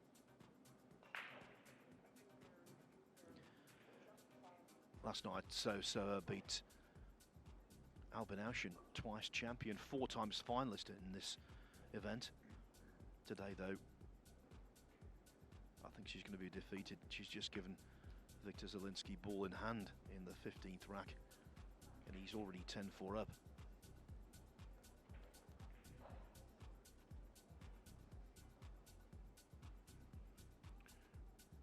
Yeah, and really no excuse there. He had a whole 2-ball to use protection behind the 8 and 4. He's left GORST, a long opener to the top right. This is a tester. This will tell us a lot. When his back's against the wall, he always seems to get it done.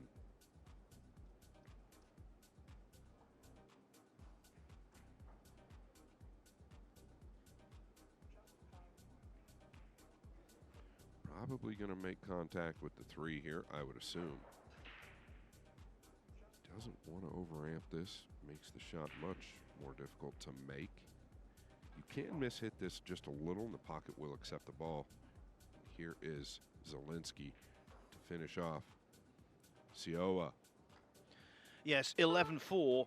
She fought back well in mid-match, but Zielinski had too much firepower towards the end.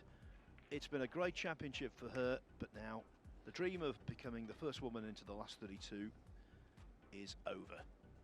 Victor Zielinski, he's the one who advances, and in the end, he did so quite comfortably. Well, Federgorst came with a great shot on the 2. Can he get to the 4? Trying to go to the short side, and he is. And wow, to get that much out of the cue ball, quite impressive.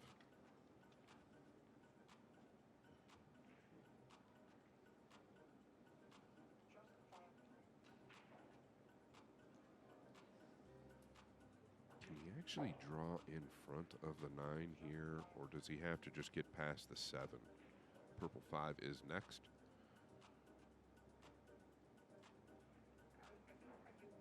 Yeah,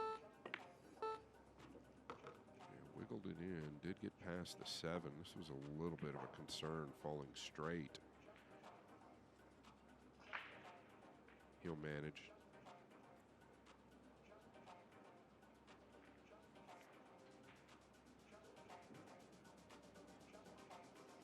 I believe he's pretty straight here, where he might have to just draw completely back out towards the center. Oh. The transition there through the cue ball was really, Phil, almost too good. I don't think he meant to get that much out of it.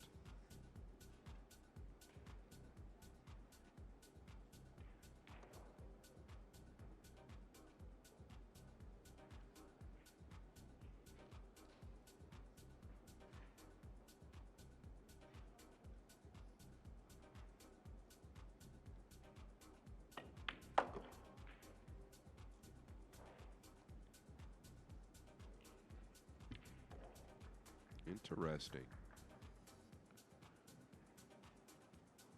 Felt like he might have been able to do a little more there. This angle looks a bit awkward. Maybe I'm misled. Don't think you are, Scott. It's got a minimal angle, so consequently, that suggests power has to be involved.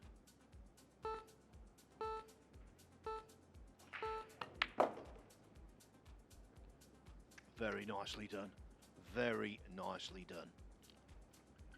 Yeah, that shot there was absolutely sick.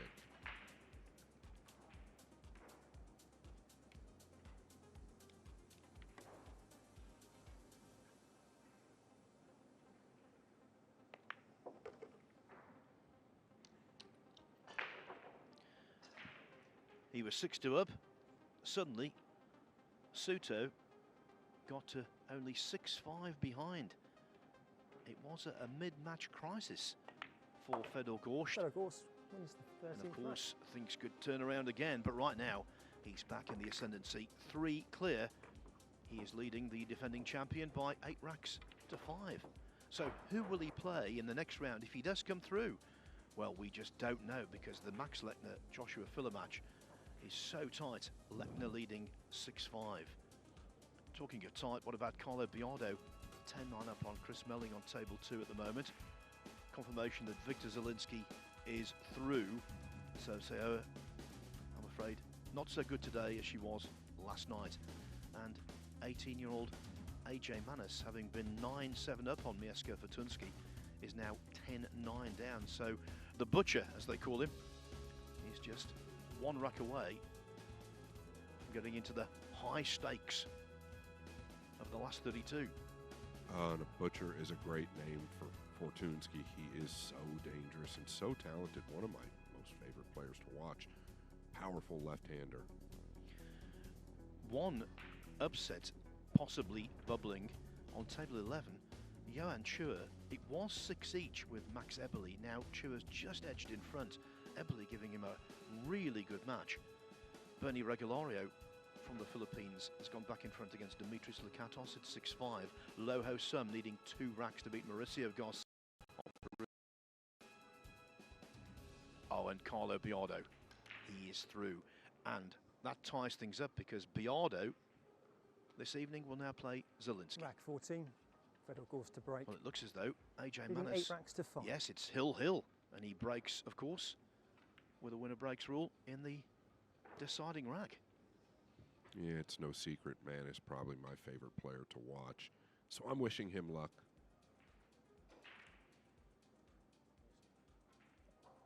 Also on the hill, James Arenas, 10-4 up on David Alcady. Oh, as the one drops, things are looking up for GORST. Yeah, and I think that kind of happens with play, though, and I think GORST is really kind of settled in a little bit. He's come with a couple of long shots that he needed to come with, and when that happens, good things start to happen. I'll tell you what, though, SOUTO has not played bad or made any really glaring errors in the last several racks. Neither one of them have. They've both cleaned up their act quite a bit. Yeah, you have to say, I think to 6-3, the standard was disappointingly low. Since then, can't make that claim. Yeah, I believe it's the 3 ball here that he wants to utilize. Restart the clock, please. And this is really preference. You're so close to that right long road, you know you're going to make good contact with the 2 if you want to kick it. Jumping it in this situation, I feel like getting a little distance could be an issue. See what he's got up his sleeve. He did go to the jump cue. He's on the extension, down to 10 seconds.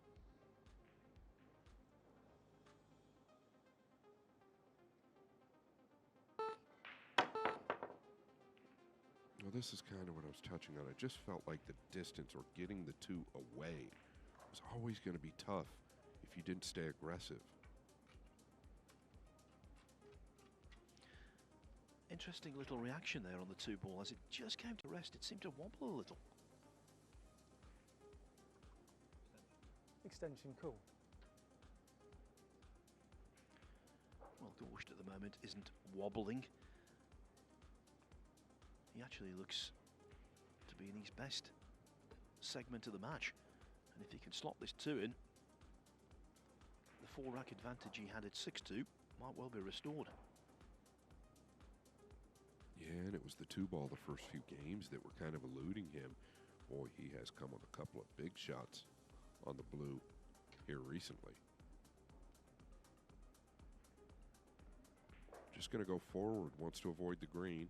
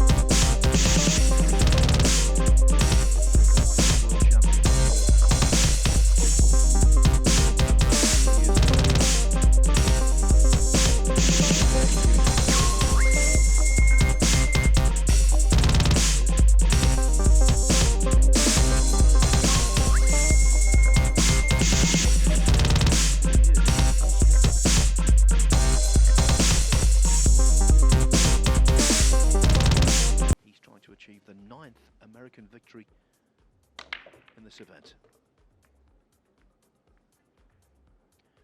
Well, the one's in, but the two's doing no favours.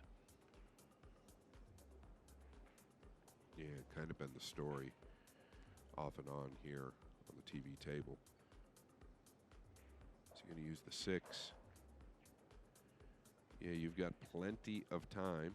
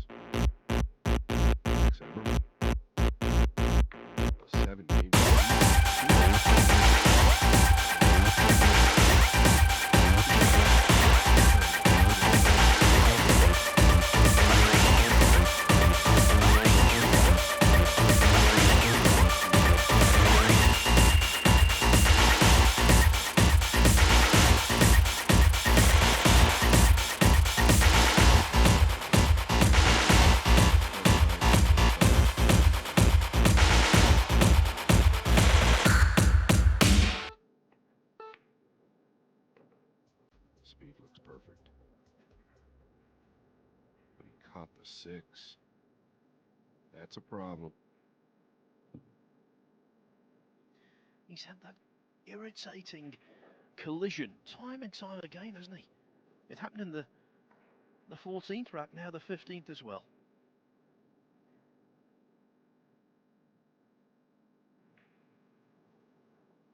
There is a chance of making this if he just makes contact.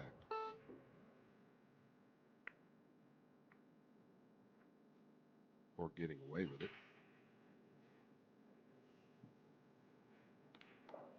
Well, when it comes to his bank of luck, I think he is due a withdrawal.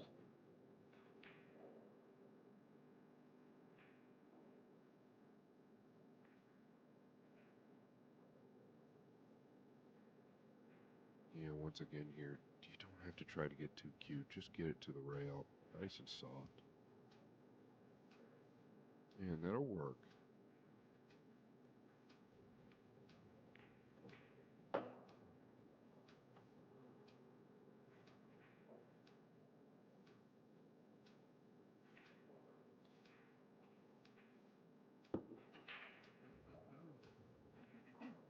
He's already used the extension. Down to 10 seconds. Behind the back. Is he using the 6 here?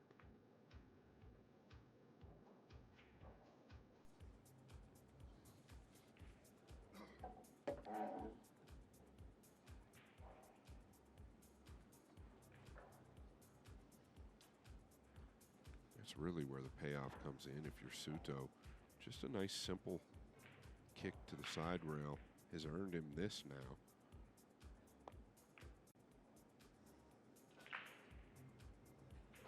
Watch out. Watch out.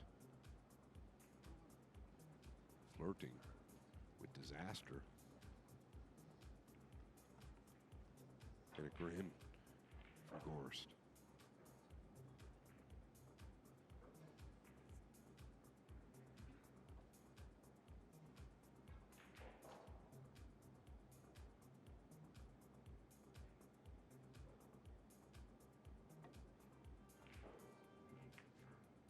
Oh, he struggled with this shot.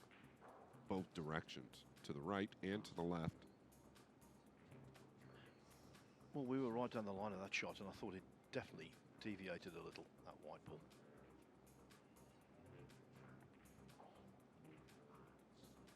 Well, he did have quite a bit of outside on it in the cue ball's defense. Extension, cool. Still some way from a result here. On table 16, Lo Ho Sum of Hong Kong has beaten Mauricio Garcia 11-6.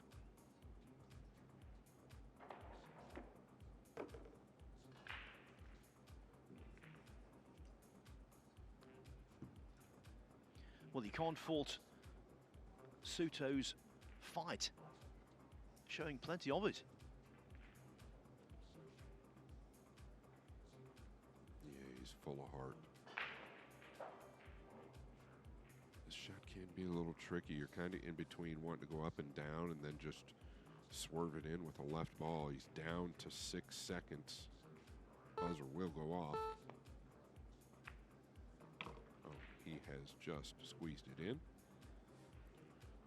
The left-hand spin did help the 5 there. Yes, and hitting it to the thick segment of the pocket also helped him hold the cue ball nicely.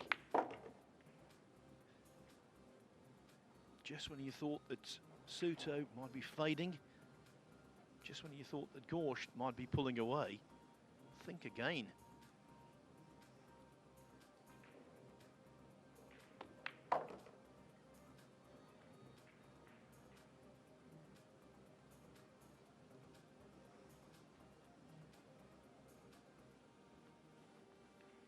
Was actually a great strike there on the 7. Real easy to let up on that ball due to where the 9 was. Good signs for this young man.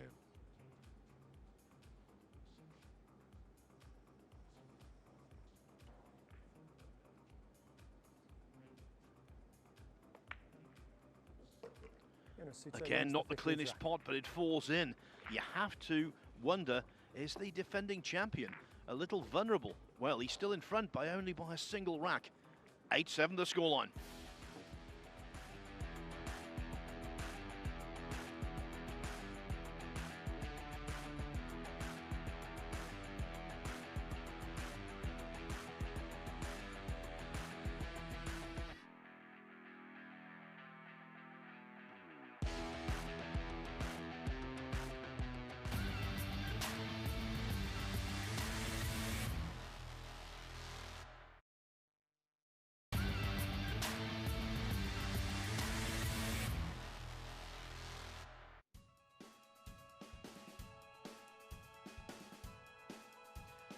Welcome back to the World Pool Championship here in Jeddah, Saudi Arabia. You know, during the course of the match we've been watching today, during the course of the event as a whole, we've seen some wonderful draw shots.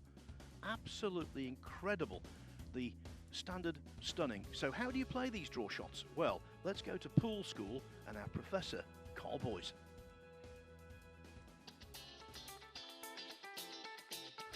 Welcome back to school.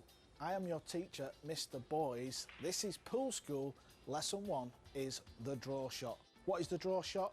It's when you hit the bottom of the cue ball and it comes fizzing back. These are the Ray-Ban Meta glasses, and these are going to help you see exactly what I'm seeing. First of all, quick tip, do not grip the cue too tight.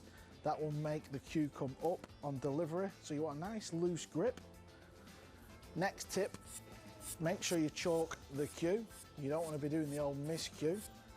Then when we approach the shot, our hand on the table wants to be very solid. If it's not solid, it can get a little bit of movement. That will mean you missed the pot. And then our cue wants a slight pivot down, doesn't want to be flat, so you want to be cueing down a little bit. Last tip, make sure you don't stop with the cue. You want it going all the way through. And then you do the draw shot, just like that. Carl Boys, a man with a PhD in pool. I can't believe I'm praising him up. 28 racks to 7.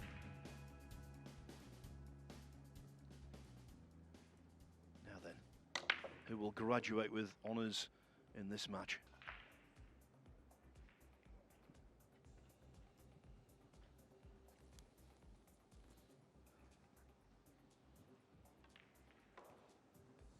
Yeah, well, it's been the story. He's getting the one down. He's struggled with a decent look at the two. This is, well, some of the best he's had as far as a look at the two. But he needs to cover GORST up. He has not done that.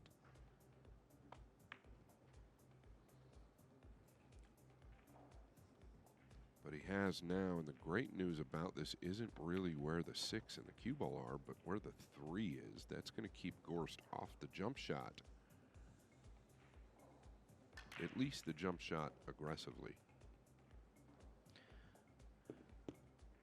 Could have a seismic upset because Max Eberle is 8-7 up on Johan Chur, and Joshua Filler Extension 7-5 down to Max Lechner. Remember, the winner of Lechner and Filler plays the winner of this in the last 32 this evening.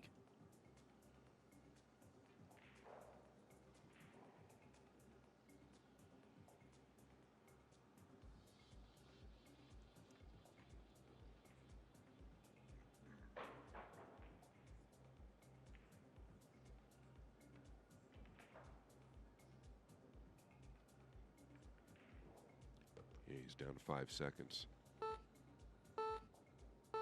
Kicking behind the 2 here. Foul He's stroke. just missed it to the Ball in thin. hand. He's caught the 3. This will be ball in hand for SOUTO. And a chance to make it 8-8, Phil, when it looked like Please start the clock. it was almost over. Yeah, twice we've had that feeling. The first time was at 6-2, then again at 8-5. Jonas SOUTO will not go away. You were mentioning there that GORST was addressing the ball with 5 seconds to go. He did not commit a time foul, but it was very close. Not that it matters now at all.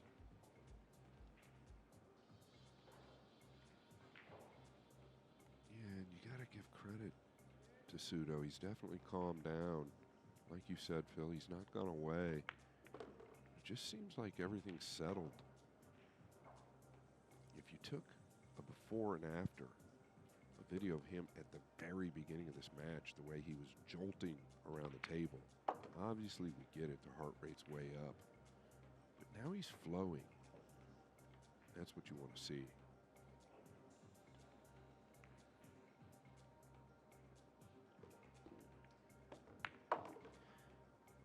He is a tournament winner as he plays that one, not the best. We've talked about his Seattle Open win this year and in Helsinki as well. He won the Pro Players Championship in 2023 in Pennsylvania.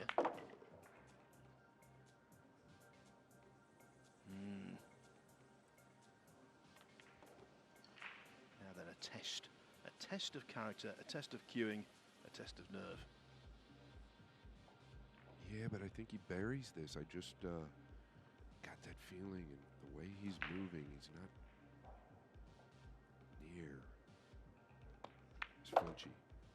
Bury it. He did. Wow, we've got action on the main table. Absolutely. The 16th The round. first time that these two have been level since the first 4 racks were shared. 8-8. Jonas SOUTO beginning to believe he can dethrone the champion. Shane Van Boning, 2-1 up on Naoki Oi, early days. Very much so on table 3 as well. Francisco Sanchez Ruiz and Tyler Steyer have shared the first couple of racks. That, of course, is a Mosconi Cup rehearsal in many respects. You would fully expect both of these two to be up against each other in early December at Alexandra Palace as Europe try and defend the Mosconi. FSR, same nationality as Jonas SOUTO, same kind of personality, always smiling, always approachable, always friendly. They say nice guys finish not in first place. Well, he's disproved that theory over and over.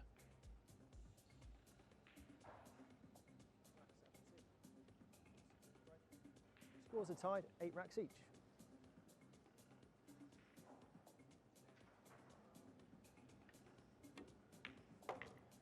Beautiful stroke from FSR there. Caught nothing but pocket.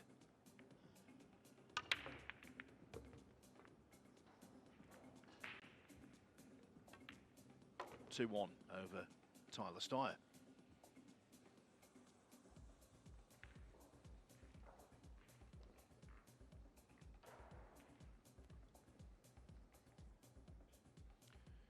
Yeah, so the one down, obviously, again, with white down here in the lower left.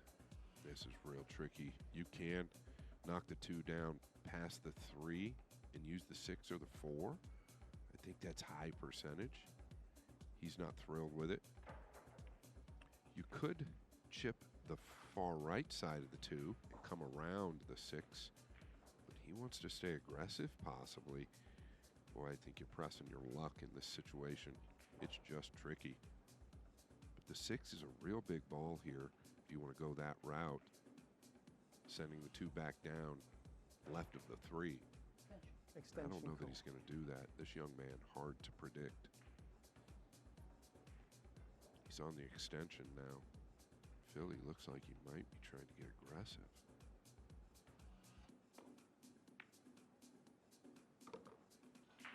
Wow, what a hit is the 9.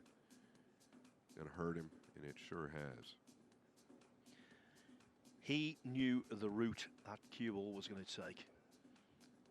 As he came back down the table, he was well aware it was going to go just wide of the 9, and that's why the head dropped. After a pot of that quality, he did not deserve this outcome.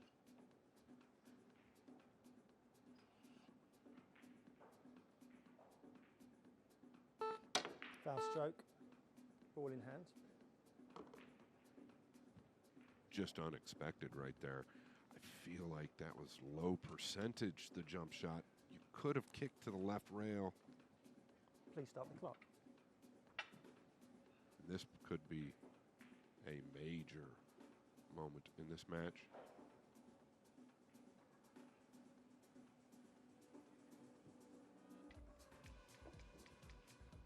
Is that where the offensive kind of gets the best of him at times, just due to how quick he plays, and that's his strengths? Because you look at Fedor GORST, where he plays the percentages more, never near as flashy, but he gets the job done.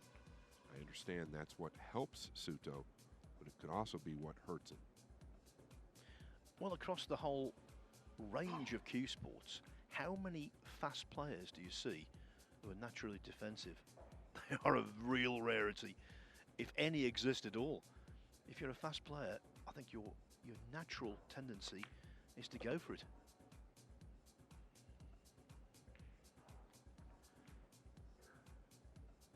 And generally speaking, champions are much more measured. Yeah, Phil, and I think that's why this is a new era, though, for a guy like Fedor GORST, right? Look at what he did last year. The GORST Slam, they call it, 3 majors. I don't know if he ever played his best throughout any of those majors, but he's so consistent and methodical. The fundamentals are as good as they get. Well, I remember being here last year and using the same phrase over and over because it really did apply. He finds a way. No one's better at finding a way to win.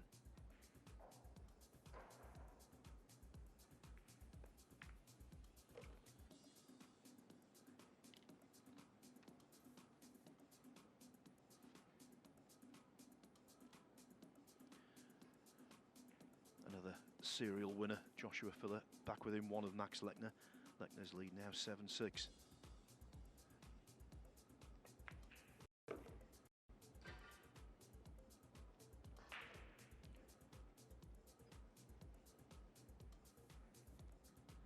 The last time he was behind GORST, it was 2-1. Refusing to fall adrift here. He's back in front, in fact. He leads 9-8, 2 more racks required for progress. Now, one player who will not be making progress, sadly, is SOUTO, who earlier today, her dream run in this tournament was ended by Victor Zielinski. Be interesting to see what her reaction to that was. Listen, unfortunately, you just lost, but let's look at the highs. How much have you enjoyed playing against the men here this week in Jeddah? It was really good experience for me, and I'm so happy because I don't have many experience play with men, so I'm will more improved than now. After this week, are we going to see you playing on the World 9-Ball Tour in more of the men's events? Yes, I'm gonna win. Fighting. Do you have a message for all your fans back home in your language? 응원해 주셔서 너무 감사하고 다음에 더 잘해 볼게요. 감사합니다. What was that? Can you translate? Thank you for support me. I will better than now. Thank you guys. So the message from SOUTO, she will be back, and that's great to hear. Now can the Fedor GORST break work in a timely fashion?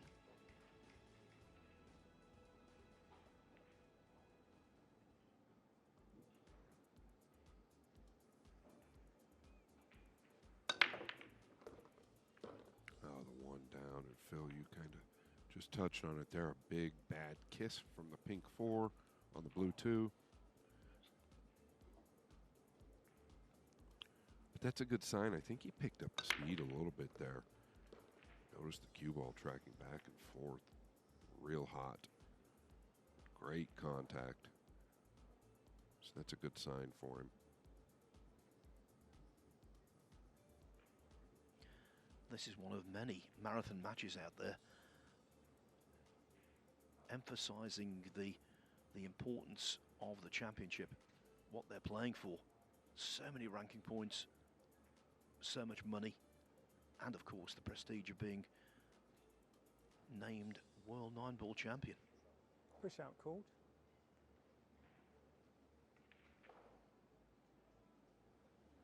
Jonas, it's your choice. And Fedor GORST is up there in my top 3 in the push-out department at only 25. I think he's got one of the sweetest pool IQs in the world, maybe ever, for his age. It's that old chestnut, Scott.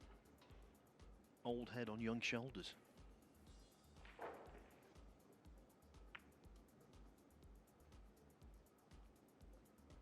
Not bad at all. Side rail to side rail. A lot of players overlook that shot. So basic, but can be extremely effective.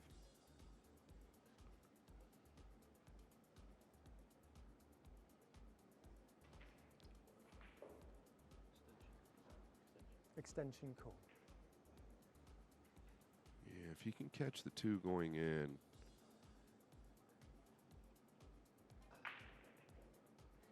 makes a huge difference.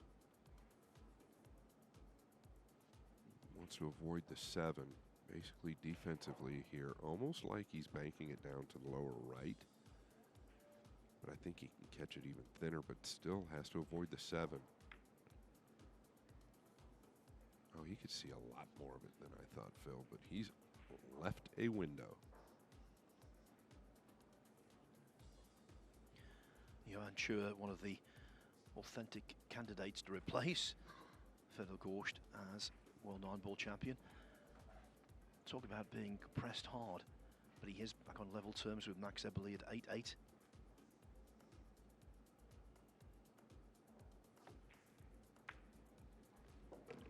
Yeah, big time shot there. Just to bury that ball is big time in a big time situation and setting.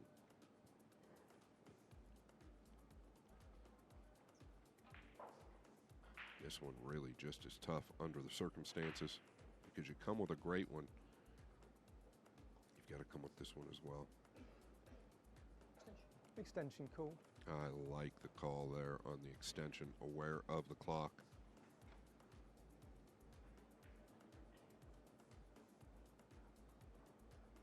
This is really the shot, Phil. He's got to bury this.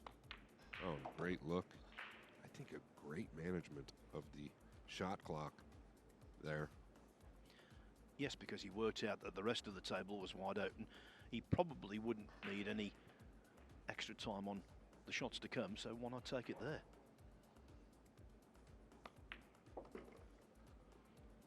Another result for you. Mickey Kraus, former European Open champion, on the table down below our commentary position on table 12, has just beaten Francesco Candela 11-7.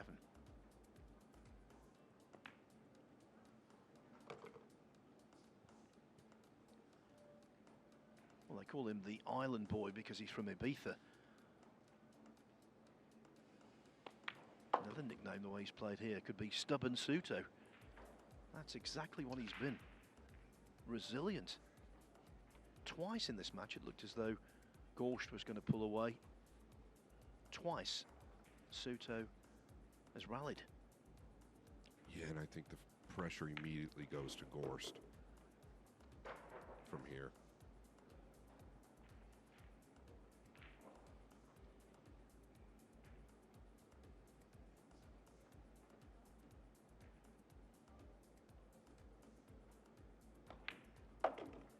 SOUTO wins the 18th rack.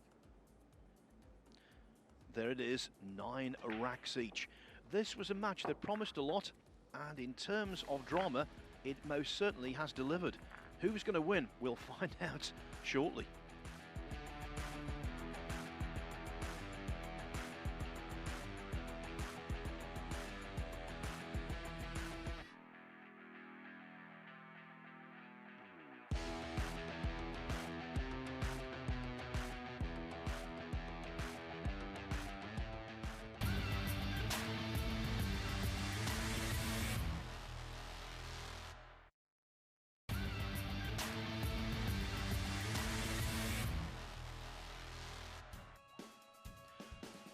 What a session, notable for its unpredictability.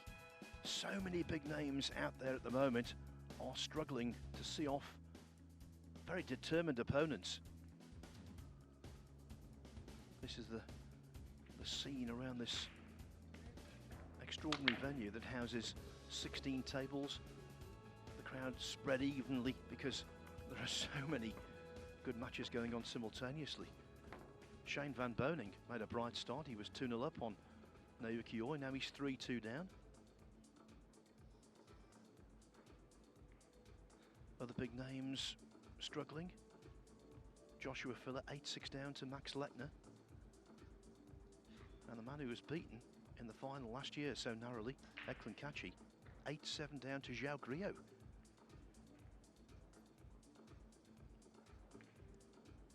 Add into the mix the fact that Johan Chur is being held to 8-8 by Max Eberle, and there's a potential for a whole string of upsets. Thanks, Phil. I didn't like the way he chose to go there. No matter what, I felt like the kick would have been easy regardless for GORST, maybe even a massive kick, with the 7 being where it's at.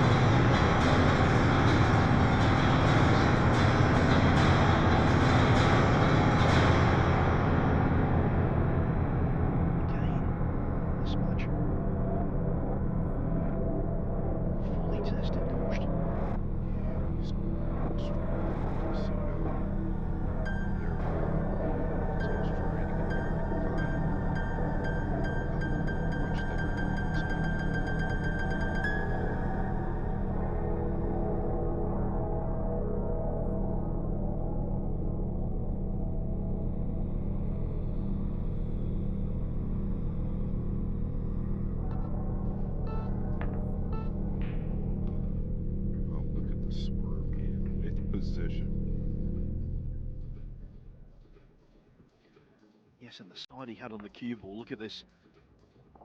The side he had actually facilitated that cue ball coming off the side cushion at the pace he wanted for some form of shape on the 5. Well,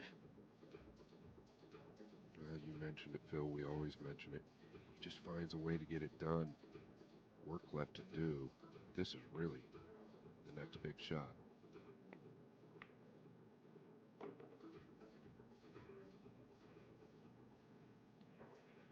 Well, he's had some pretty bad rubs during this match, GORST. Maybe the balance has shifted at its most timely juncture. Mind you, this 6 to the centre still has to be respected.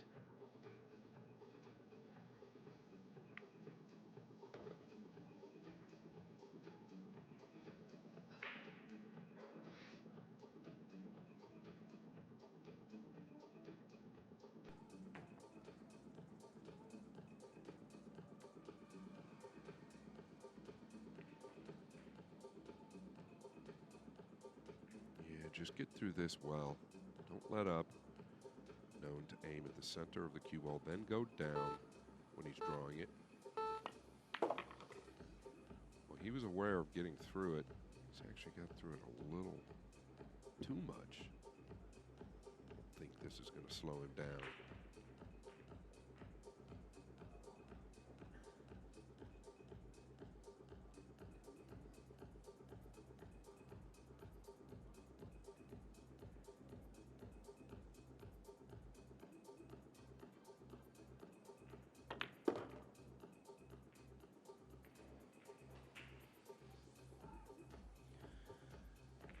Here's Fedor GORST about to climb onto the hill first. How he wishes it was a race to 10.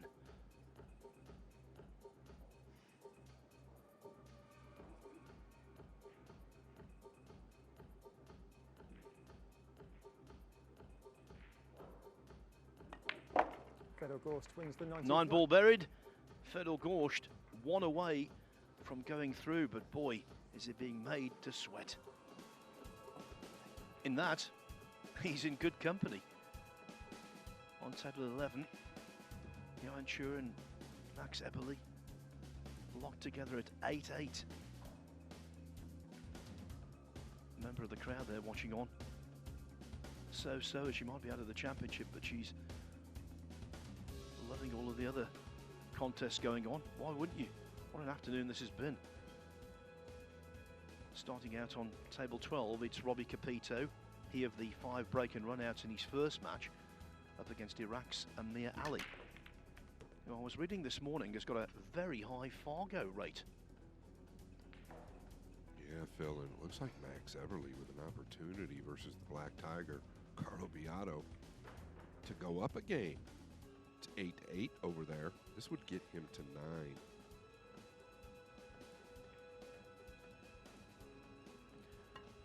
Now this is table 2. It really is cut and thrust, this. Van Boning made the early running. Naoki Oi went 3-2 in front. Van Boning took the lead at 4-3. Now it's all square. Leading 10 racks to 9.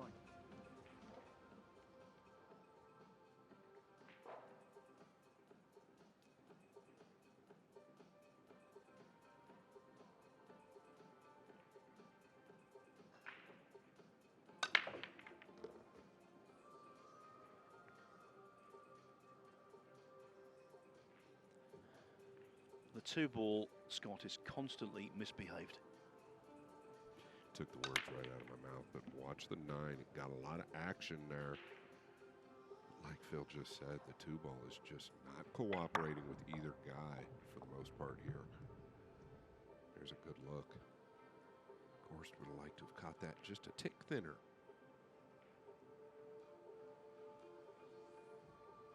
Speaking of just a tick thinner, he can shave the 2 here. Definitely uses the 7 for cover. Might be able to use the purple 5.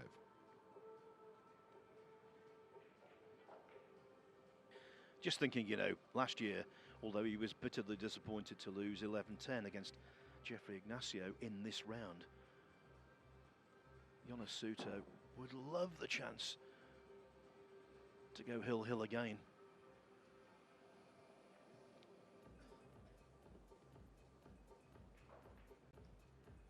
Yeah, Phil, the way this match is shaping Extension up is call. completely the opposite of how it started. What do you do here? Do you just baby this?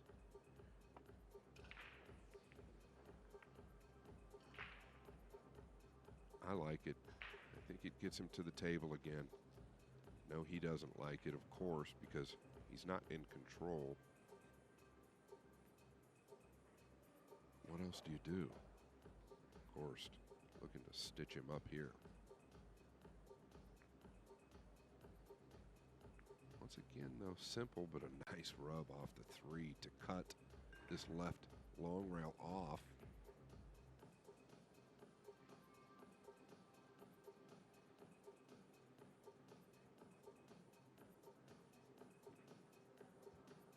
Yeah, I think you just got to kind of do the same thing again. Make sure to get to a rail. Just kind of rub up onto the 2.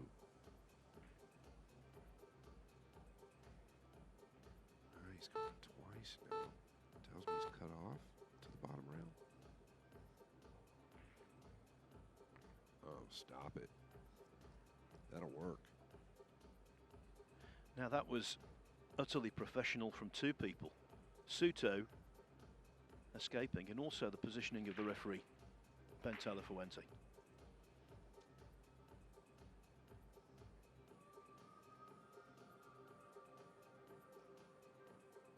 Extension call. We saw a snippet of rack 9 on table 2 a while ago. Well, Naoki Oi is in front again against Shane Van Boning at 5-4.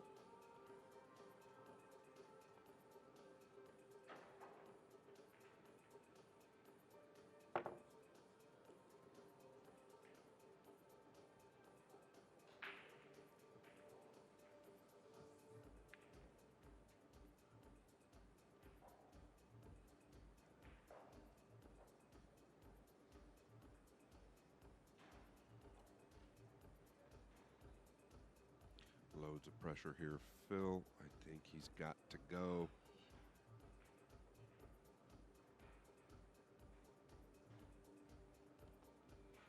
You've got to catch the ball going in here. Do not want to catch rail first.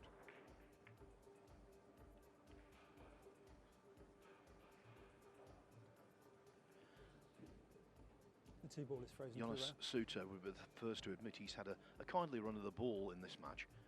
But Fedor GORST has never been a head shaker. Okay, he's expressed his displeasure a couple of times, but he's not one of those players who just can't quite accept the fact that luck's going against him. He's just got on with the job.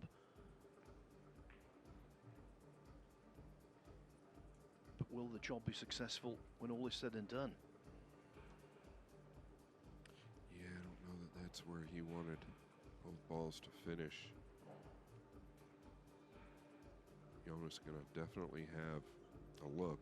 There's nothing free about it, but he's going to have a look to the lower left. Oh, and he's caught it heavy. That's the worst way to catch it, especially with backup cover on the 7 and 8. You catch it heavy, the cue ball finishes there. You catch it thin, it finishes long towards the 5. It's really the only way you can lose this rack.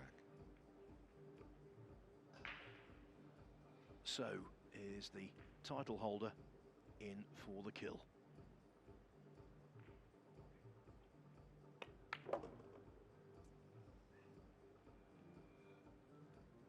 Interesting. Maybe a little unintended outside spin there. I think he's fine.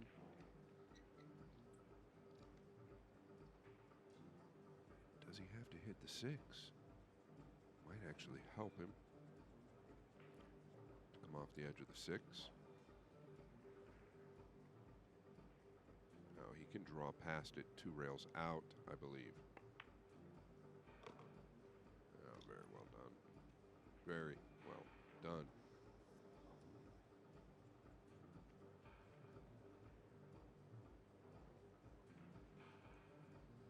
Just do not see him faltering at this point.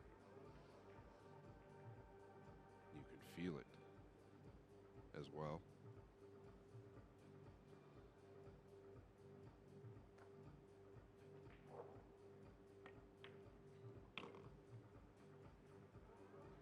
We kept saying this last year, but it never happened.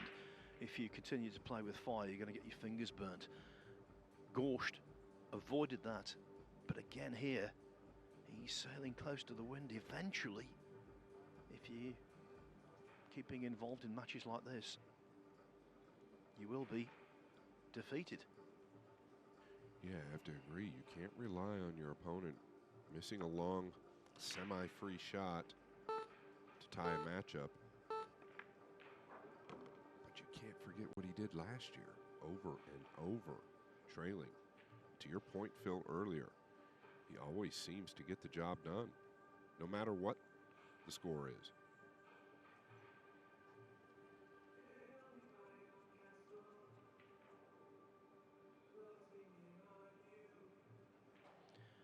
In last year's championship, he won no less than 6 matches, where he won 1 or 2 more racks than his opponent. How's that worked out? It hasn't. He might be forced to play cross-side here. Now, I have touched on this before. This is typically a scenario where he's going to play the percentages. He can tuck behind the 8, but the side pocket's awfully big on the right side here. And with where the 8 is at, it's hard to not shoot this. Look at that. Look at that shot there. Of all the things he's done in this match, that has been the highlight for me. The amount of snookers he's laid with absolute precision. Similar to what he did on the green 6 way earlier you touched on, but something I really love about that decision is in case he doesn't get behind the 9, the 7 doesn't pass the 8. So it kind of relieved the pressure on getting behind the 9 there.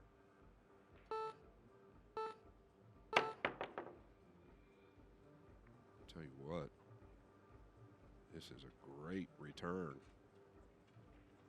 A great return. We've got action.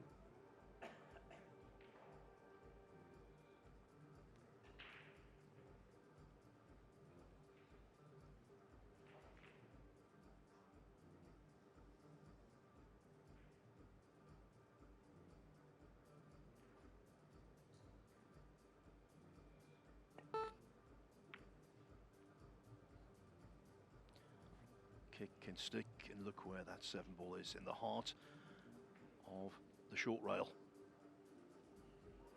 So clever, aware of the distance, aware of how good it can end up. But the 8 is there. Can he come off the left side of the 7 using the 8, or does he go to the top left corner?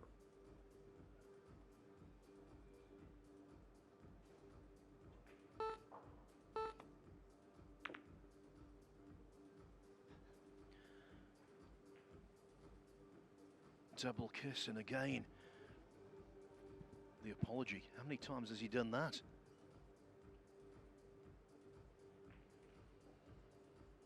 Yeah, to be fair, Phil, he has, without a doubt, gotten the best of the rubs. GORST taking a huge deep breath. What does that mean? Is he going at the bank? Cross corner? Oh, and he has swished it. GORST going to move on. The Banks pool champion at the Derby City Classic. Banks won in at the most opportune moment. Last year he banked $250,000 here. Can he repeat this time? Well, he's a man for all seasons. He doesn't have to play his best to win. He just wins.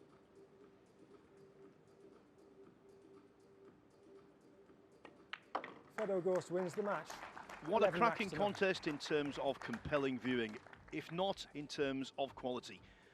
Fedor GORST wasn't vintage, but he is victorious by a score of 11 racks to 9.